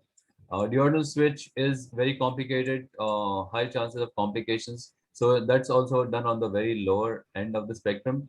The most commonly done is the sleeve gastrectomy. Easy to do, less complication, patient recovery is better, and the weight loss in a gastric bypass and sleeve is the same. So if you have a patient, you give the best surgery, which gives the best result with the least amount of complication, and that's what is the sleeve. Why does it work wonders? Why does bariatric surgery works in such patients? This is too easy to understand. When you do a sleeve, you cut this part of the stomach. So this part of the stomach, excess stomach, comes out of your body. You are ending up with a banana-shaped tube-like structure. So what does this do? It improves your gastric emptying. Your ghrelin goes down. GLP comes up. Glucose absorption in duodenum goes down, and also the favorable alteration in the gut mass. So all this mechanism, biochemical reaction, helps you in weight loss. The same thing happens when you do a gastric bypass, where you reduce the size of the stomach, but you put a loop of intestine up. This loop goes up, and it's attached to the stomach. So the food from the stomach straight away comes to the mid part of the ileum, and the bile juice come from the duodenum slow down, and then meets in the mid of the ileum. So as a result of which, your intestinal permeability decreases. Again, your glucose absorption in the duodenum is decreased, and your gastric emptying is increased in these cases. So as a result of which, you lose weight, your sugars comes down, your blood pressure comes down once you lose weight. We have also seen that why does diabetes gets under remission after a bariatric surgery? It's because of this biochemical reaction. The incretin effect is seen at the end of 1 year. Insulin secretion improves. Your liver insulin sensitivity improves with time, with weight loss, and your peripheral insulin sensitivity improves. But this doesn't happen just immediately after surgery. It takes almost about months, about 12 months. So your sugar control comes under remission not just after surgery, but once you have lost that excess 40 or 50% of your excess body weight loss, then this is the diabetes good sugar control what we see, which is fantastic. This kind of results you will not see with your insulin or with your OHS in these patients. So the question to me is like, who should we offer? It's only should be offered to patients with a BMI of 35 with or weight related health complications like diabetes, osteoarthritis, thyroid, OSA. Then for those patients, this is a useful option. It will improve the health outcomes and it will lead to significant weight loss. But careful selection of candidate is very vital after proper counseling. The patient needs to be aware what she is undergoing, what are the complications, what are the diet implications, and how the weight loss happens in the long run. And that's where the team effort, your physician, gynecologist, dietitian, exercise, everyone has to, and a psychologist, more important is a psychologist who has to counsel these patients, make sure they're not depressed or make sure they're not schizophrenic and before the surgery. So those things, red flags should be very well addressed before bringing the patient on table. There's another interesting thing for which is used in Europe, not yet, it's not hitting Indian market, where you can make a small hole in the stomach so the patient can eat as much as you want, and the tube is connected in the stomach. So, and after you eat the food, you can connect it to the suction, and the whole food can be sucked out. So you feel good eating, but at the same time, you'll not put on weight. And this is a small, like a knob which is attached on the skin. With that, it's like a plunger. You remove the food, and it's very, very, very popular in the European world, where people don't want to lose weight. Means people don't want to stop eating, but at the same time, they don't want to gain weight. So that's all. That's where we are headed. We are in right now.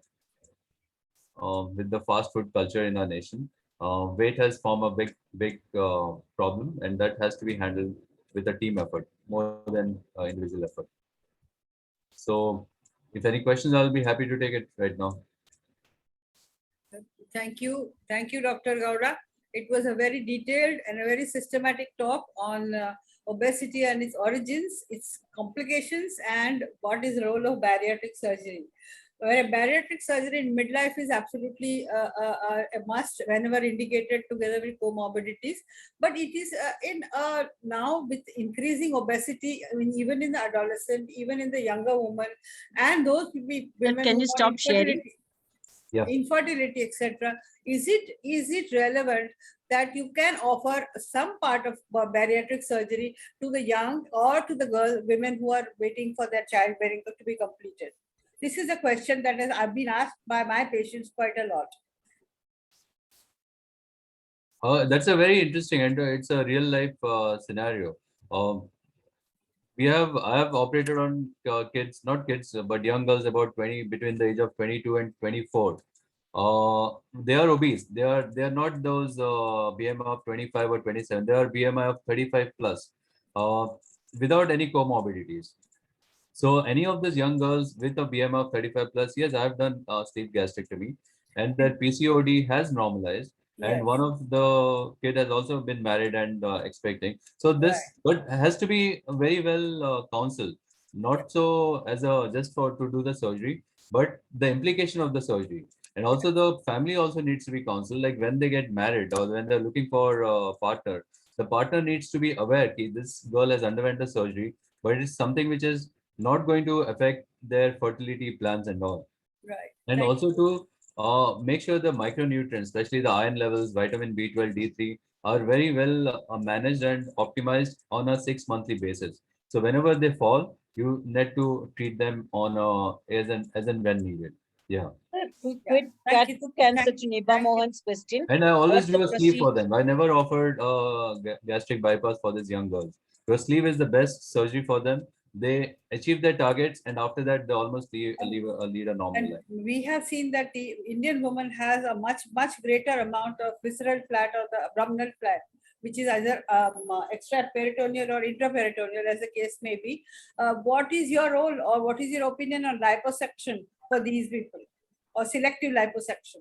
I go for a haircut every 2 months. The hair Thank you comes very back. much.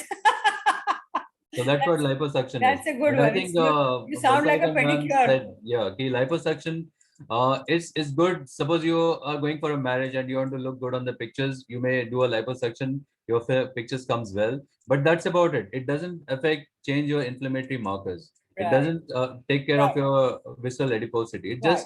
It just fools you, I would say. Right. That's it. Nothing else. Thank you for the explanation, because it is there is a lot of misunderstanding in the general public. Yeah, yes, ma'am. I agree What with about you. the role of infection? Dr. Niba Mohan wants to see. Roll off, sorry, ma'am. He's asking what's the procedure named as, making the hole and all that, and what is the rate of infection in bariatric surgery? Rate of infection. I don't know. No, the For the procedure gastric you told about in gastric the Yeah, it's uterus for the that's, whole. yeah, that's called Aspire Assist. It's a device which helps you to aspirate the content from the stomach, from the small hole which is made on the just below your the umbilicus, above your umbilicus. So it helps you suck out whatever you've eaten. Suppose you have a meal right now, you can then after half an hour you can go to the loo, attach this device and suck out the whole food. So you will not actually absorb the food which you have eaten. So this is good for people who like to eat, but at the same time don't want to put on weight. My God, you wouldn't feel like eating, going to have to go to the toilet and sucking But it ma'am, out. you My would be God. surprised. There are a lot of European women who are on this thing. Lot of them, because it's Okay, I not a hope it surgery. comes to India. Whenever they feel they can disconnect it. What And one about thing I wanted to infection tell you rates? about this liposuction, this bariatric surgery. I had a patient who got pregnant after that, and then her fetal heart was coming down. And I said, you are eating, and every time you have to give you glucose. She did not tell me that she has undergone bariatric surgery.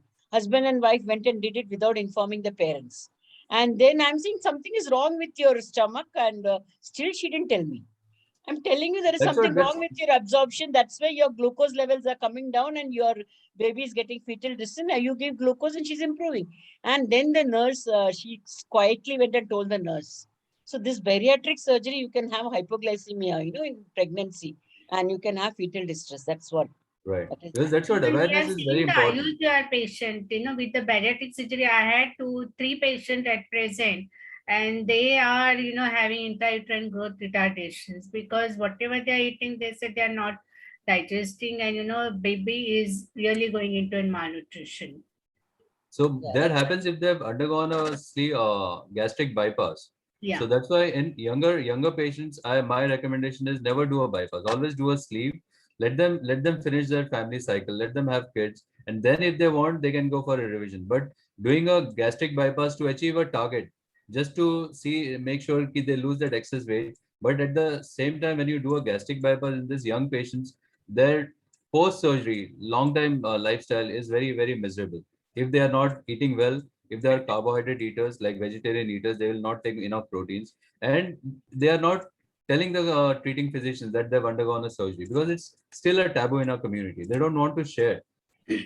Yeah, this You is might have what. a patient in your clinic who has undergone the surgery, but they'll say, no, I did diet, exercise, I did this, but I've never done a surgery.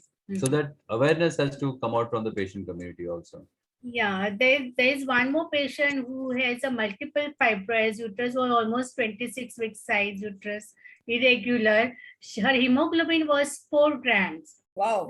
But actually she was not bleeding because of the fibroid, but she had a bariatric surgery and she was not digesting the food.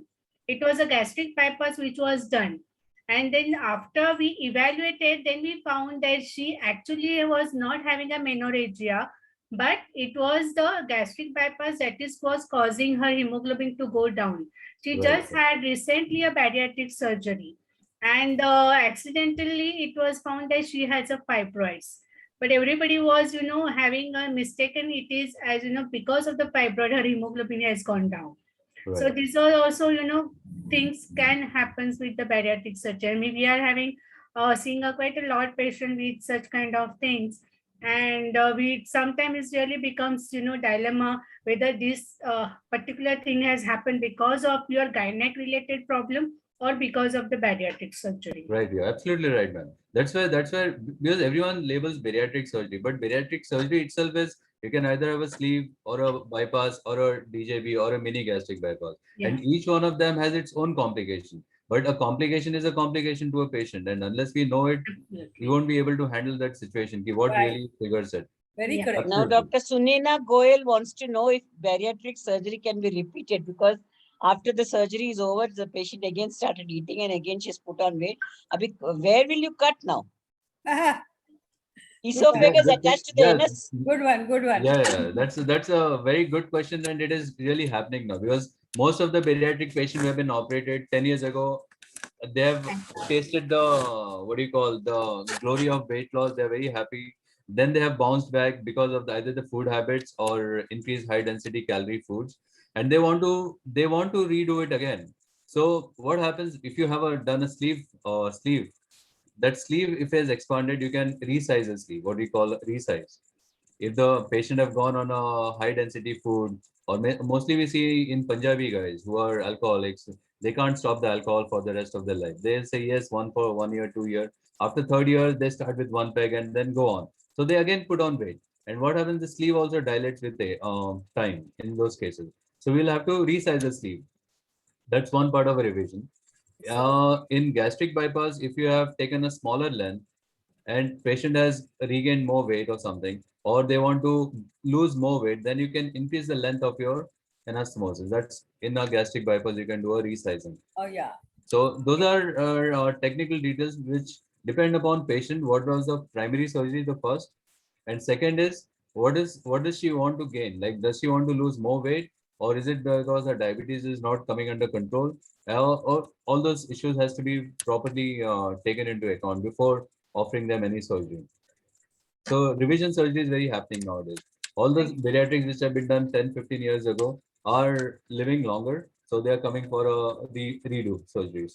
I think, thank you very much. I think it was very, very explanatory of various situations that arise after bariatric surgery. I think the moral of the story is zip your lip. Eat small.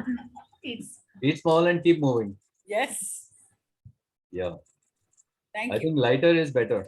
Yes, Always. you're right. Thank you. Thank you very much. Priya? Thank you, ma'am. Yeah. Thank you, chairpersons, for chairing this session so beautifully. And thank you, Biswanath, for giving a And very sincere lucid apologies and for with my slides and all. So no problem. Priya, I want to say a word. Yeah, Dr. Joshi. Okay, on behalf with my co-chairperson, Dr. Vandana, I want to thank IMS Society to give me this opportunity to chair this session. As this menopause is a normal phenomenon, but the ICD has classified into a N95 category as disease because it does require help from like not as a part of normal physiological phenomenon, but sometimes we do need help, and we can need go up to the extent of bariatric surgery. We should really know what to offer, and there is some help like this, like antenatal care, which is formatted and has reduced maternal mortality and morbidity. Over the years, we have witnessed this. Similarly, menopausal staging and proper knowledge of proper staging and whatever is the issue or according to that stage of menopause, early, transition, late, like in these obese people, they are also sarcopenic and all. So addressing all these important issues and reiterating them over and over again by attending such webinar, conducting them, attending them, really gives me good insight to treat my patient. Thank you very much, Menopause Society, and thank you, Dr. Priya. Thank you all for being there and being active. I'll just give an official vote of thanks to end our program. I would like to thank our three main presidents, the IMS president, Dr. Shobna Mohandas, Dr. Geeta Madam, she has been a Mumbai Menopause Society President, and Dr. Bhaktawar Wajidar Ma'am, she is the Mumbai branch AMWI President. I would also like to thank our two guests of honor, Dr. Durusha Ma'am and Dr. Meeta Singh.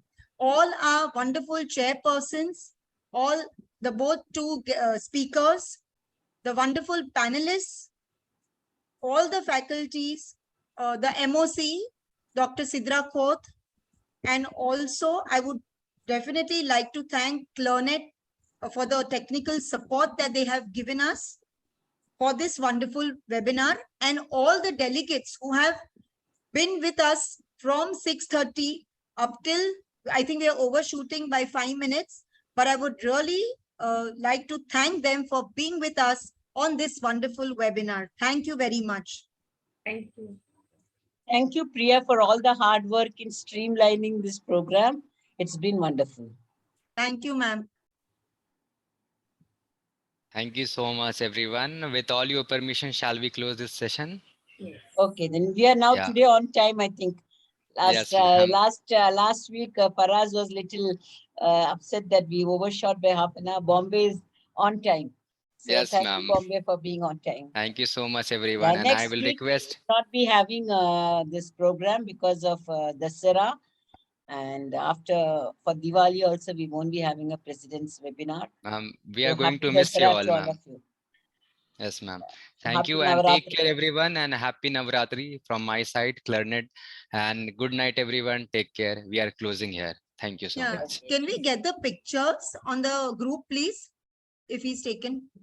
Yes, ma'am. I have put this on gallery mode. You can now took Thank a you. screenshot from Thank your you end. very much.